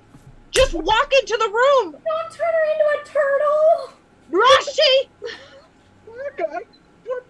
I don't know what the... You know what? No, I'm getting off the ship. I'm on. And you see she starts to head back towards, like, this is some Narashi will like firmly, but like not like yanking, but like grab her arm and just be like, You were confused about last night. We have to figure out what happened. like, please, I'm worried. Go into the room and we can figure it out. All we are trying to do is make sure you don't wind up with your own dagger at your throat again.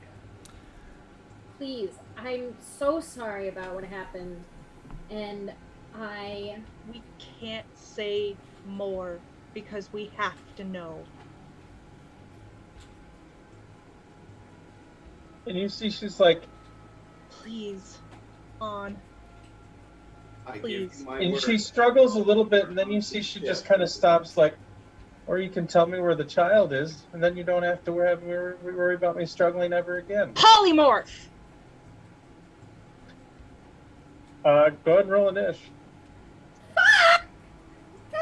Damn it! Damn it! Damn it! Since Amaya has been kind of at the ready to Told you guys. herself if need be. No. Everybody rolls a dish. No readying everything. Shit's going down. I just Come on. like as a ready to. Yeah. 21! Bitches, yes! That's what my dice. Polymorph is going off! okay, I'll do a new one, but that one's not as good. Ember, it sounds like you had a good number. What'd you get? Yeah, 21. Oh shit! If it makes you feel any better, Telmon did not roll good at all. It does not make me feel better. Narashti, what'd you roll? 5. Amaya? 13. Somebody roll for Rhiannon. Oh, sorry. I got you. Got you, boo. I'm ready Oh for God! Rhiannon whenever. Apparently, why won't you roll D&D Beyond? Oh, that's because it doesn't roll when I'm on your character sheet. I gotta actually do the dice thingy. Tell you what, Senor Bear, since you're writing this down, Telemon got a 3 because he rolled a nat 1 on his initiative. That sucks. Oh! Rhiannon got 21!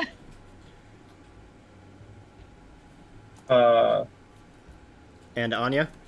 Anya got an 8. Good. Ember, what is your Nishmod? +4. Okay, so you go before Rhiannon. Yeah. Ember, you're first. Yep. Polymorph goes off. Okay, so what kind of saving throw is that? That is, that's a wisdom save. 15? DC of 15. Yeah, sadly not that high, but So I got a 22. shit. That sucks. As the unfortunately your spell, you Poofed. emphasize your force of will to force that creature into turning into a turtle, was it? Yep. But Anya, seemingly possessed of a strong, crazy strong will, Worry. tends to break the. I just want to say, as a side note, Amaya, Anya beat your insight check by 1 point. Oh. Oh, that is dirty. Like I rolled. She got a 22. Dirty. Okay. Bonus action.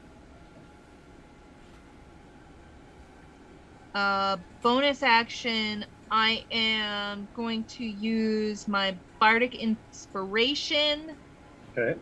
to Amaya and just go, hey, it's time for plan C. Do you have anything? Because I'm kind of out.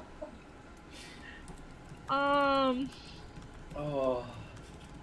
So yeah, Yeah, you get a D10. Oh, nice. Yeah.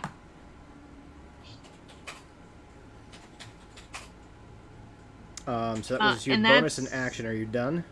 I am done. I'm not moving. Okay, Rhiannon, it's your turn.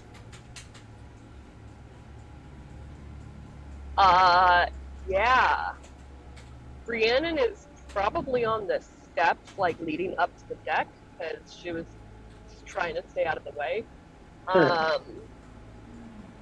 So I And will truthfully, just you've probably gotten a Callie and Kaladin sort of with you on the deck, Mhm. kind of the B team to back it up. yeah. So I will just kind of make sure that I am staunchly superimposed between her and the way out. Okay. Do you want to just like ready a spell or ready an attack or a grapple or something? Or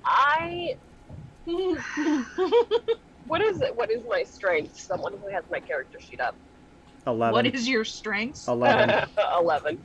I will ready a spell. I will ready. Go with like a witch bolt. I Okay. actually, since I am looking at Rhiannon's character sheet, I have a question that is both for Rhiannon and Brian. Mhm. Rhiannon has Intellect Fortress. If she casts that, do. will it be on Anya or the thing inside of Anya? I think that's Anya. I think Right? it's on Anya. Yeah. As I It's think on- it's on. What book is that from? Finding out. I think it's from Tasha's. It's from Cauldron. Tasha's Cauldron of Everything. Hang on. All Well, right. I mean, it's Let right me here. Okay. For the duration, you or one willing creature. Oh, okay. One willing creature you can see. She wouldn't be willing because the creature's Yeah. in possession. Yeah. Okay. So That solves that unfortunately, problem. that would not work. That pretty much. Well, I feel like that would still be cast on Anya, not the thing, because like with protection from evil or good, if you cast that on a creature that is possessed, they get another saving throw against whatever's possessing them. Yeah, but this one doesn't say that. It's just a willing creature. So right at the moment, it's not willing. Yeah. Okay. Now, I just thought I'd ask had the we question. done that like maybe before? Well, I I don't don't know. think she was willing before either. Yeah, that's true. That's true. I will ready a witch bolt in case she either attacks someone or tries to. In Okay. case she attacks someone or successfully makes it past me, Gotcha. Okay. and that will be my action. My turn. All right. After Rhiannon is moi. Yeah. I am right. I've been kind of walking behind this group, so I'm kind of behind like Anya and everybody. Yeah, we'll say the three most immediately in Anya's vicinity would be probably Narashti, Amaya, and Ember. And Telemon, I guess. And then maybe you're just like maybe 10 or 15 feet behind, roughly that. So you're still easily enough where you could move up to grab a hold of her or whatever if you needed to, but you're probably about like 10, 15 feet back. Oh, I don't like wanting to do You're the 8.5 team. If that is how Yeah. that works. That's not right. Does that I feel like I'm mixing math and stuff and that's not working well, but anyway.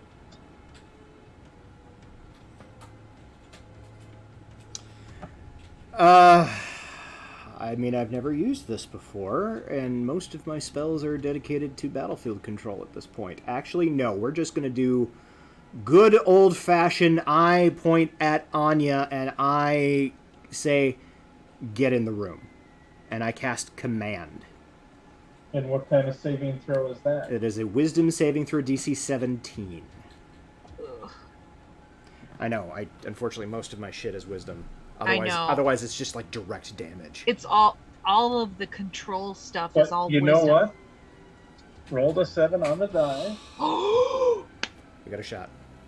You you say that, and you see her turn towards you, like even as she's kind of struggling with Verashi, and scream with rage, and then stomps into the room. Like when I send my daughter to her room to clean it. Well, and you notice when she screams, it's almost kind of this creepily sort of like otherworldly, like it's not just her voice sort of screaming. Like there's definitely a sense that there's a presence there and is not happy. I am going to draw Ravager and kind of interpose myself between the exit and where she is. Sure. That is going to end my turn. No, I'm going to, just in case, I'm going to bonus action. She is the target of my hex. My Hexblade's hex. Okay. That will end my turn. So after me is Amaya. All right. Amaya is going to go into the room up next to Anya and attempt to grapple her. Okay. Go ahead and make a athletics check versus probably her acrobatics, to be quite honest. Don't forget the D10. I won't. Oh, maybe you don't need it. What? Well, you never know. She's wily. I told you, she's wily. Before I do any D10s, I'm going to use that inspiration point to make this with advantage. Okay, that didn't get me anything better. And because I really want this to work, I'm going to use that D10. Okay.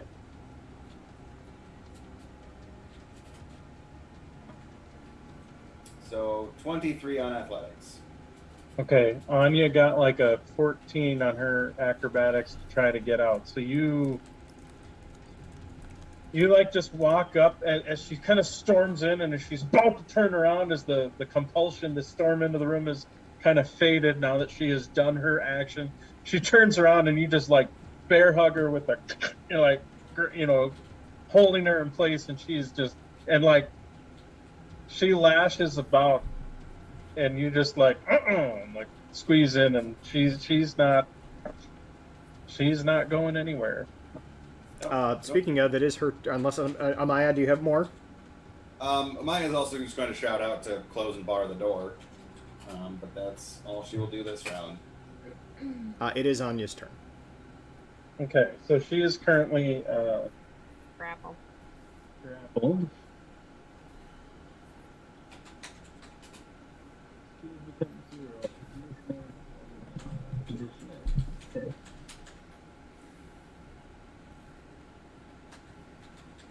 So she's technically not restrained. So she draws her dagger and will attack Amaya. Okay. God damn it, we didn't. Did the door strip her. get shut yet? Not yet. No. If she attacks Amaya, my attack will go off. Okay. So I actually rolled pretty good. 21 to hit. Does not hit. Okay. Monk. Dope monk shit, man. Dope monk shit. So you see the creature. Well, not creature. You see Hey. Anya pull her dagger out and like stab, like go to stab down on Amaya, like down into her shoulder, but Amaya like just brings an arm up and grabs her by the wrist, still like fully holding her in with one arm. Like Somebody roll my attack for me. Oh, yep. so you're Yeah. popping off the witch bolt then? I'm popping off Witch Bolt. All right. Okay. I believe you've got a +7 I get the on +7 Witch to Bolt. hit. Yeah.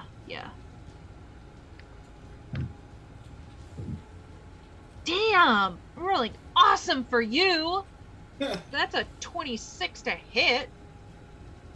Yeah, that hits. Probably like twice over. But it's What level? It's an just unarmored at first level. dancing woman. Okay. So like Okay. she's athletic and lithe, but that's about it. Yeah, the Okay. intent was more to like try to persuade her to not do that shit, not To not. actually, like Yeah. hurt Okay, her. so So it shouldn't that's a be a D12. Okay. Oh, what book was that? Come on. Oh my gosh. Oh my gosh. D12. There we go. 4, a total of 5. 5 points. Okay. Just a brief moment here. As I realize I should probably... As I yell to Rhiannon, take it easy! We are not at Z! We are not at Z! You see, she screams out in pain as she's starting to be electrocuted.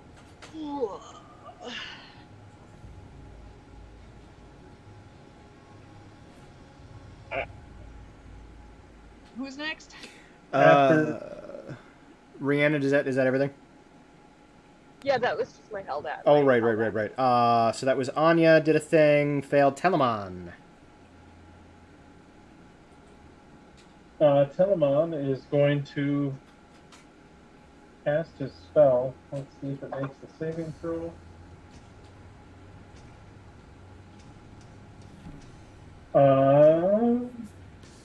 Actually, his save DC is 16.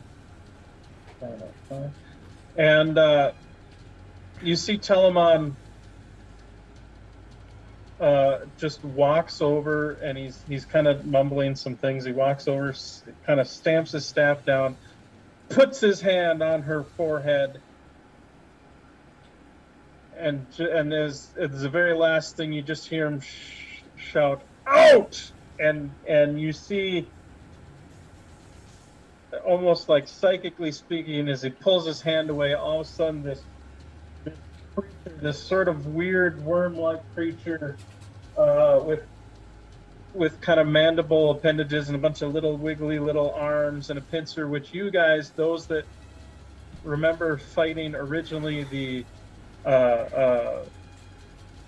being that was fighting Zaya's birth mother, so to speak, in that sort of mind space. It is one of those, what is referred to as a Testora Quarry. And you see Anya just goes limp like a rag doll. Amaya holds her up. And you see this creature is kind of in the room. So it is physically manifested in the room at this point. Yes, it says when it's forced out, it reappears in an unoccupied space within 5 feet of the body. Okay. Sweet. Telemon, you beautiful bastard. Top of the round is Ember. Oh, he was at the bottom of the round. Yes, he was. I didn't go. Oh, and because that was didn't an go. I'm sorry, Narashti. What was your niche? 5. I'm so sorry. You would have He's gone. You would have gone before Telemon. Okay, well, I would have... Narashti, you see she's getting electrocuted.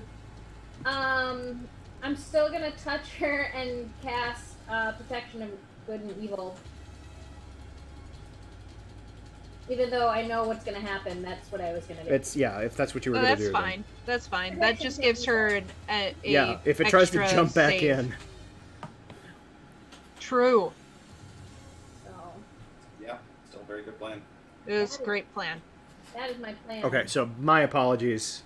That is a standard action. Is there anything else that you do? Sorry, I'm not GMing. I'm just making sure that you get your whole turn because I fucked up. No. Okay. So, Ember, it's your turn. Rhiannon, you're on deck. Excellent. Well, Now, I will say that those that are outside of the room, because in the room is the creature, Anya, Amaya, Telemon, I would say that those that are, and Narashti, that the room itself is pretty packed. Yeah. I would say for those that are, it's going to be kind of difficult to try to get anyone else necessarily in the room. And I'd say just due to the sheer amount of people in the room, those that are out of the room may have some, like the creature in the room will have some cover just from the fact that it's close quarters and a lot of people in a crowded area. And we'll leave it at that. But just to take that into consideration. So who's at the top of the round again? That would be me. Okay. So what I am going to do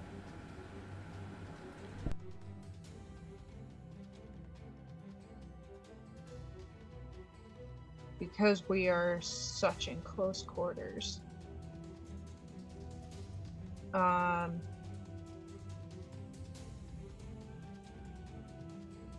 she is a little bit a ways from me now because now she's in the arms of Amaya. Correct. Right? Okay. So what I'm going to do is Eldritch Blast. Okay. I didn't know you had Eldritch Blast. That's fucking awesome. Yeah. Okay.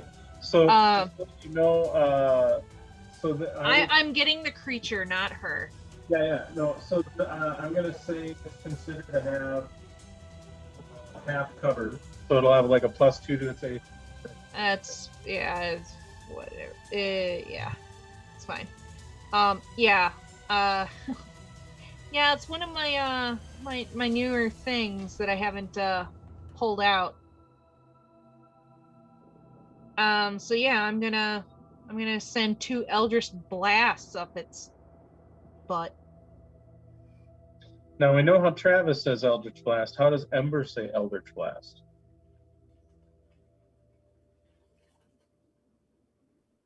Fuck you. Okay, not exactly Actually, what I was looking for. No. But... No. I take that back. Fuck this guy. Yes. Fuck this guy. Fuck this guy. That is an unwitting carryover from my other campaign. It is. Oh god, no. I miss. Miss. What'd you get? Whee! 10-12. Oh, does it now? Yeah, you can't have the blurry background. So unfortunately 12 will miss, but that's was 12 the first shot? Because you get separate attack rolls for each 10 one. Was the first shot, 12 was the second shot. Okay. Admittedly, this thing is... it's a new ability. This thing is very, like... Well, and in close quarters, this thing's ability to be sort of... It's kind of serpentine, sort of snake-like. Yeah. I don't know. I don't know if the book will let me show it, but if it'll... Yeah. Can you see that? Oh god, yeah. Yeah. Yeah, okay. so it's creepy as fuck.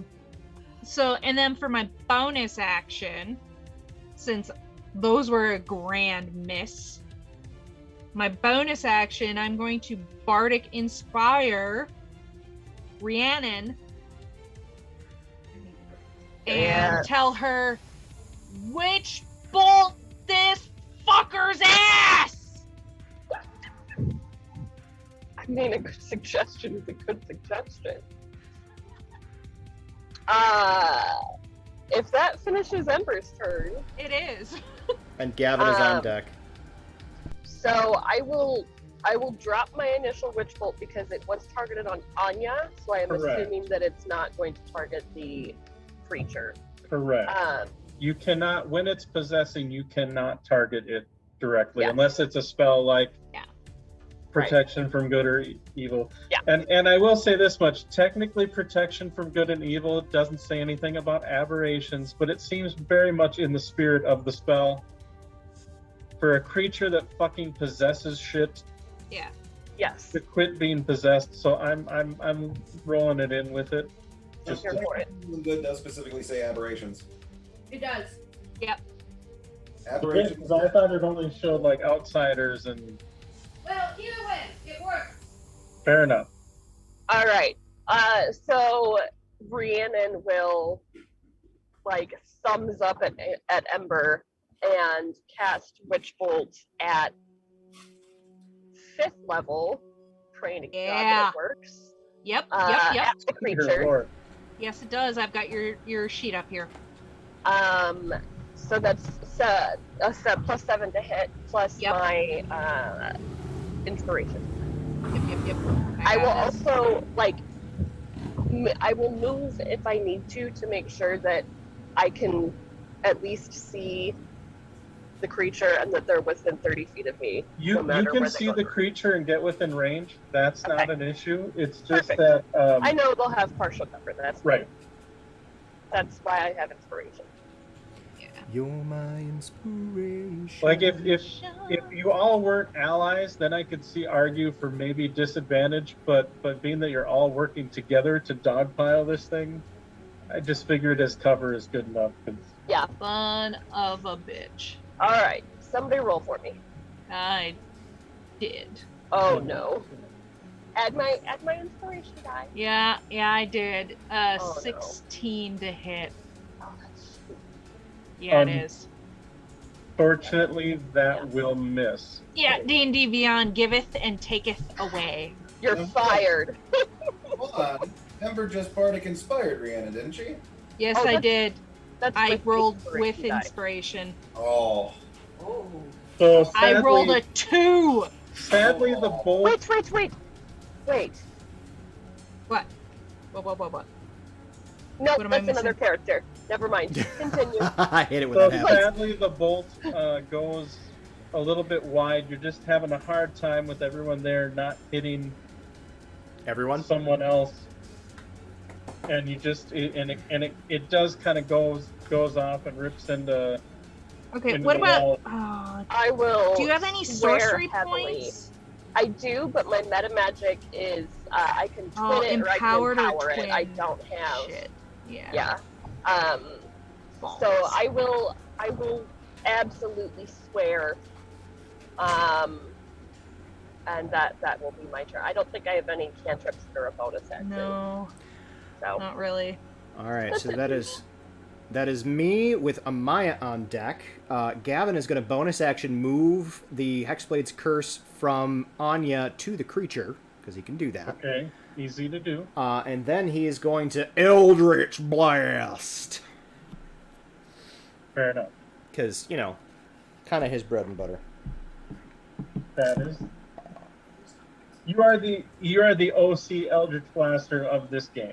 We'll You put are. it that way. 22 for the first one, That will hit. and 25 for the second. That will miss. No, I'm just kidding. Yeah, that hits. Fuck you, man.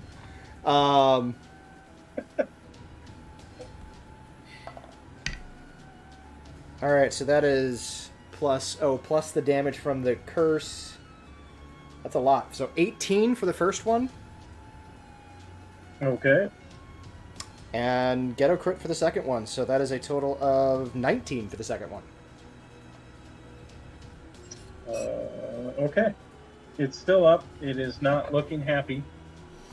So, and that I'm just gonna stay where I'm at. I'm gonna step away, go to the bathroom. So, Amaya, you're next with the creature on deck. Cool. Okay, so since Narashti is right there by Amaya and Anya, having touched her to cast the spell, Amaya is basically going to just kind of push Anya's body into Narashti's arms, so Narashti is now holding her up. Pull out her sunblade and then go after the thingy. Okay. I'm gonna say because you're handing her off. Or just drop her. Well, 'cause I'm gonna Narashti- say if you're handing her off. I mean, she is an unconscious form, kind of an unconscious form, kind of ragdollish right now. If you're actually handing her over to Rashti as opposed to just dropping her, I'm going to say that's going to be your action for the round. So you can still draw your sword, but you wouldn't necessarily be able to attack this round. Now, if you just drop her, just dropping her is just dropping her, in which case then you'd have your action. Can I have a reflex to catch her? If I'm already half holding her, like I have my arm on her. I don't know. We'll find out. Okay. Could I maybe do something in between where I just kind of like push her? Can I at sacrifice a Rashti, bonus your action? Well, you either are you have to make a choice. Damn it. Be good to Anya or be bad to it. Damn it.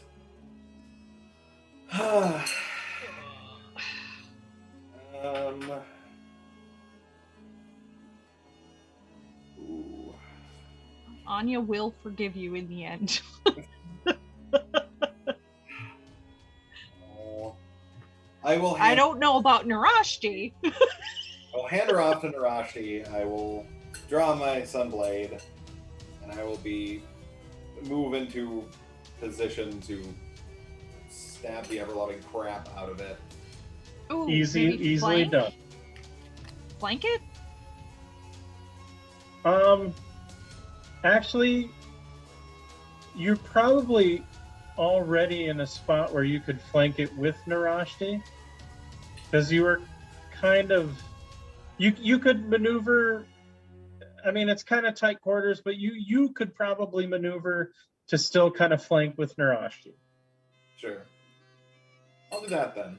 Or truthfully with Telemon, because he technically does have his staff out. It is a weapon. If he's gonna do anything I'm gonna or kind of flee. So yes, you should be able to get in a position to flank.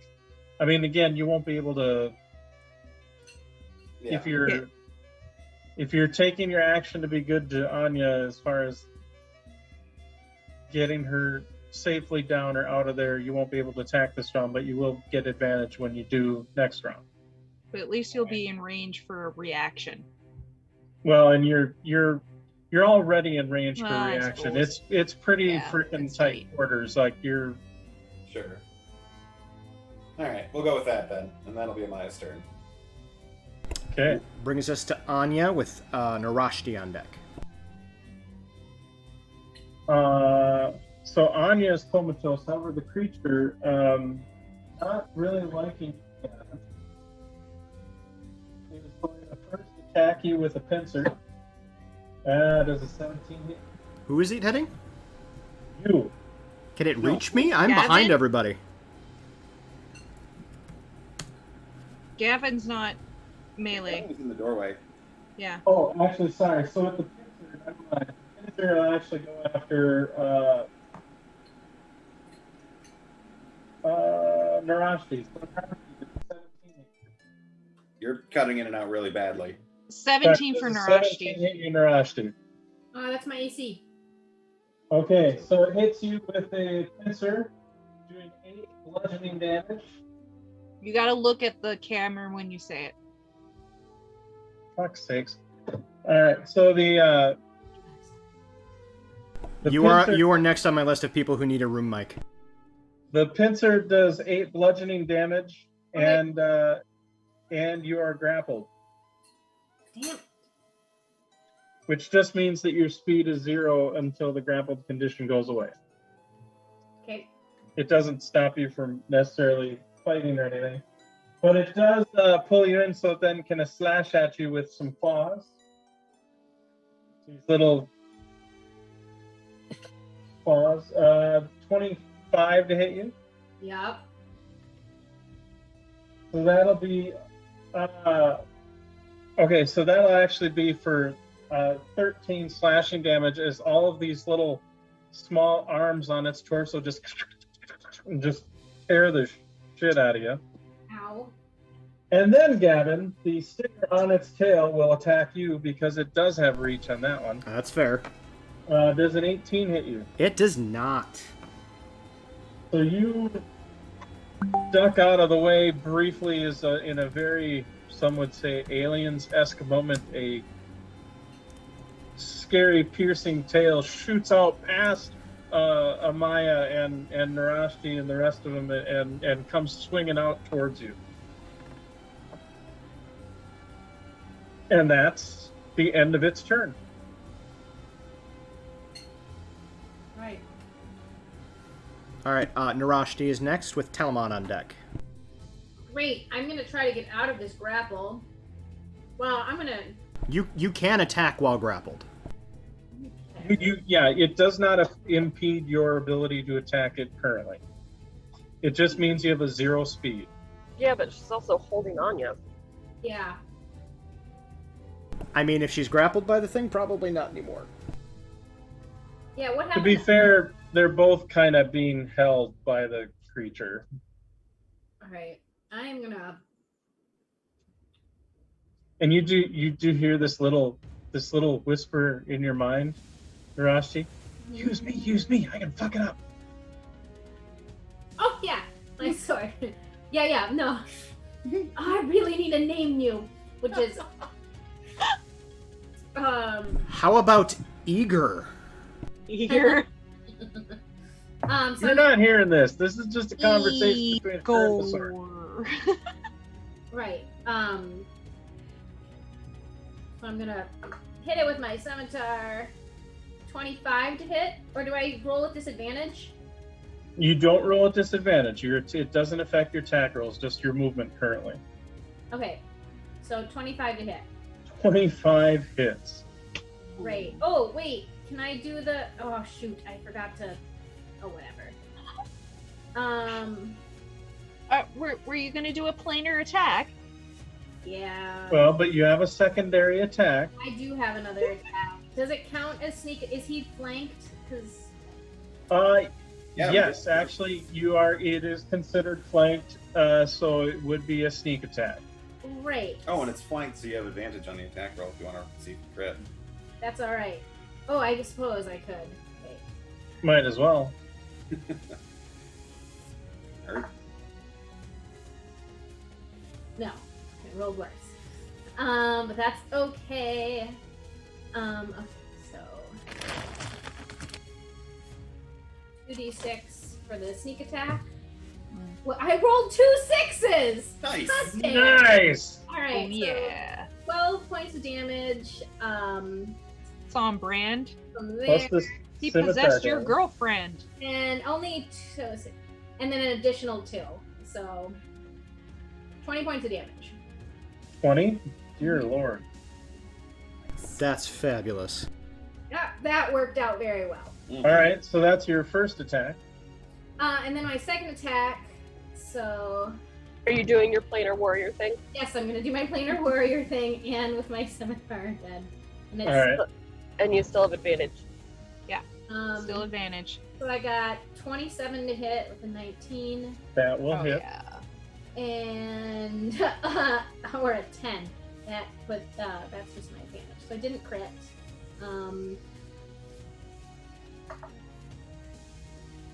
So 11 for the damage with the sword, and then the planar warrior. I don't remember what that is.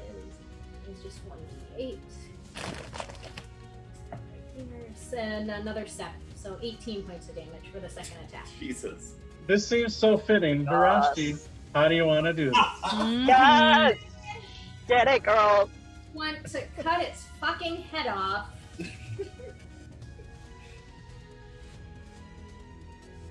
You think not even an issue. I don't care. So she's holding Anya's body. She keeps it close to her and just like manages like whack one way and then the second one on the neck. The head is just gone. Rolls down onto the floor. Yeah, and it does. And it does. You see its little like snake-like body with the tail kind of flip and flop a little bit, a few times before it kind of stops, and you even see the little like claw-like arms kind of just curl up and. Then I'm gonna kick it for good measure. Okay. I immediately spin around and do a healing hands on Anya. Okay. And then I'll move Anya over to the bed and lay her down because this is set up to be a bedroom, right? Yes. Lay her down. Maya's gonna stab the corpse and then move to start binding up its pieces, just in case. Oh, The corpse is dead. I Okay. know. Like hell on dead. In fact, you see it kind of start to melt into this sort of Yeah, once everything's bound up and all of its pieces are together and we've kind of got this settled, we're going to go burn its body too. If it's melting, Gavin is going to grab it and move it out of the room before it melts into the carpet. That too. Don't let it soak I mean, there's no into carpet, Zaya. but you know what I'm talking about. Like, I just can move that shit. Open up the floor underneath it. you see the floor starts to open up and eventually just kind of and falls out. Yeah, just poop it out, Zaya. Just As poop it it's out. going down, Amaya's going to burning hands it. I was going to Unfortunately, say, yeah, unfortunately, there's Brianna some will poor also burn schmuck it. We have charm. incinerary toilet. It's like, Gavin watches it fall, and it's just like, somebody's going to have a real bad day. Somebody's gonna have a real bad Real day. fucking bad day. Okay, Murder. Anya heals 10. She is back up to 4. Yeah, I'm at 38, so I should heal myself. I will. Brandon will put some healing into Narashi. I have like a cure light wounds or whatever. Yeah, you've got, let's see. Drop like a 4th level Healing on her. word. Yeah, It you've should have, got like, cure a- wounds. Yeah. And Yeah. you Drop like see, a 4th level cure wounds on Narashi. Okay. and you see, as soon as you heal Anya Ember, she wakes up, and she's like, just full of tears, and she's like, "Oh my God, I'm so sorry. I couldn't stop it. I couldn't touch it. It was doing. I know, Oh my honey. God. I know. Oh my God, I couldn't do. I saw everything, and I couldn't do anything about it. And I'm like, oh my God, what the." Yeah, Narashi's right there, and she's crying, and she's like, it's okay, I'm so sorry. Heal 15, Narashti. Gavin walks over to Telemon, kind of claps him on the shoulder, says, "That was actually pretty slick. Are all exorcisms that easy?"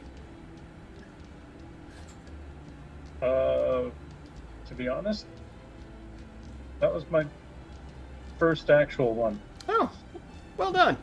Good job. I admittedly have been researching it, though, quite extensively after what had happened previously. Was that your first quarry monster? That, yes, that was horrific. Gavin hands him a flask.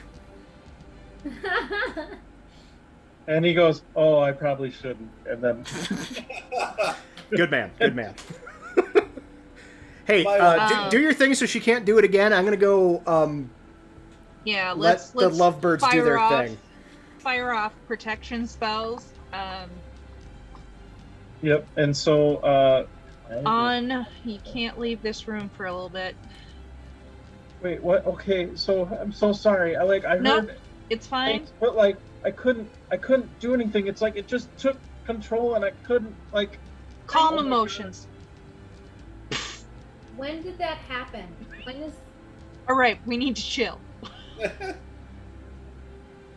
And she chills out. Yep. Okay. Like her will save was like a 6 on the die, so maybe call it at a 1. So yeah, you're. Yeah. She mellows out. Okay. So I believe it was shortly after our I think it was shortly after our date, well, not after our date, but like after the restaurant. Remember that vendor gave that little like crystal flower, Oh, yeah. Oh. and all of a sudden, just like I felt that thing just kind of burrow into my mind, and I couldn't stop it. I wanted to scream to let you know, but I couldn't. I am so sorry that I put you in danger and that this happened to you, and feel awful. I'm sorry. We can help to make sure that this doesn't happen again, but it's gonna take some time. And if you want, you can stay here. You'll have to stay in a smaller space to be protected. And if you want, you can stay here with us on our ship, but we're leaving Sharn. So you can come with us, but I also understand if you want to not. And just be done with us. I know this is a lot coming at you really fast, but we don't have a whole lot of time if they're looking for you. Well, if they're looking for me, I want to be here with you. Like, is that...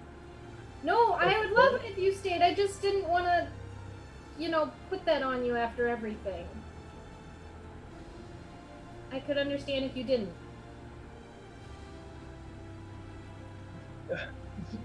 Yeah, whatever you think's best. And she looks up towards you, Ember, is like, this is, I just dance. This is so, like... On, do you remember what we talked about in the shop or not? I heard everything. Words but I couldn't... still ring true. I just couldn't respond. I understand, but my words don't change. And now you know. Now you know.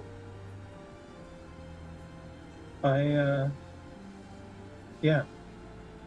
No, I'll do whatever we need to do. And she just kind of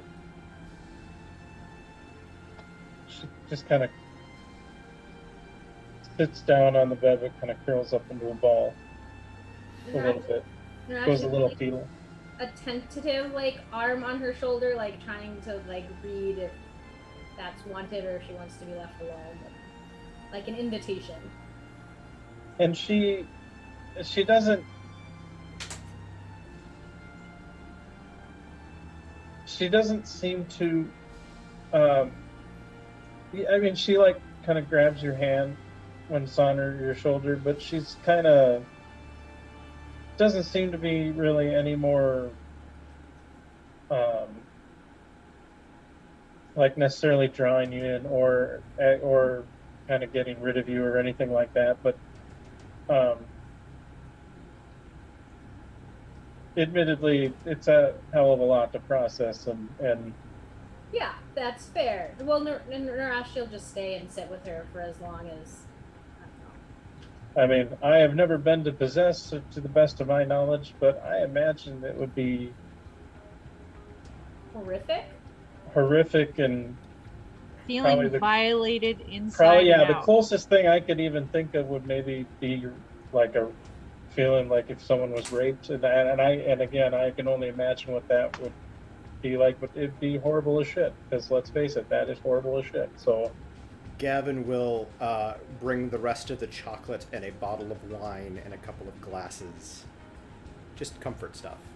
Mm-hmm. Sure. And just kind of he won't stay. He'll just bring it and leave it. That's fair. I will also bring in a few clothes, different clothes. Yeah, all she really had was what she was wearing, which was still street clothes, and she did have a dagger, but she's not armed like you guys are, or quite armored for that matter. She's not a warrior or combatant. She's a dancer. So no, it's more or less making sure she has things that she could clean herself up if she wants, get changed, try to get into more of a comfort thing, because she appreciates it, and quite frankly gives you a big hug, pulls you in, Ember, and gives you a big hug too. I will also say that Gavin brings the stuffed ballerina. Okay. Yeah.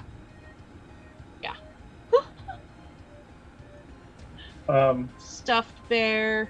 Everybody, it's a stuffed teddy bear. That's dressed like a ballerina. That And, went somewhere else entirely. And so with that, you have her secured. Telemon begins the ritual to kind of ward, basically. Says he's basically able to ward a small area, pretty much no bigger than the size of the room. Mm-hmm. So as long as she's, unfortunately, he mentions as long as you stay within inside the room, the protection should last. I'll have to renew it every day, basically. We can But, make this stay as comfortable as possible. We can make a window. We can, And actually, he goes, actually, you'll want to keep it enclosed if there's a hole or Never something mind. that could cause a breach. Sorry. Okay, I can start painting stuff inside your room.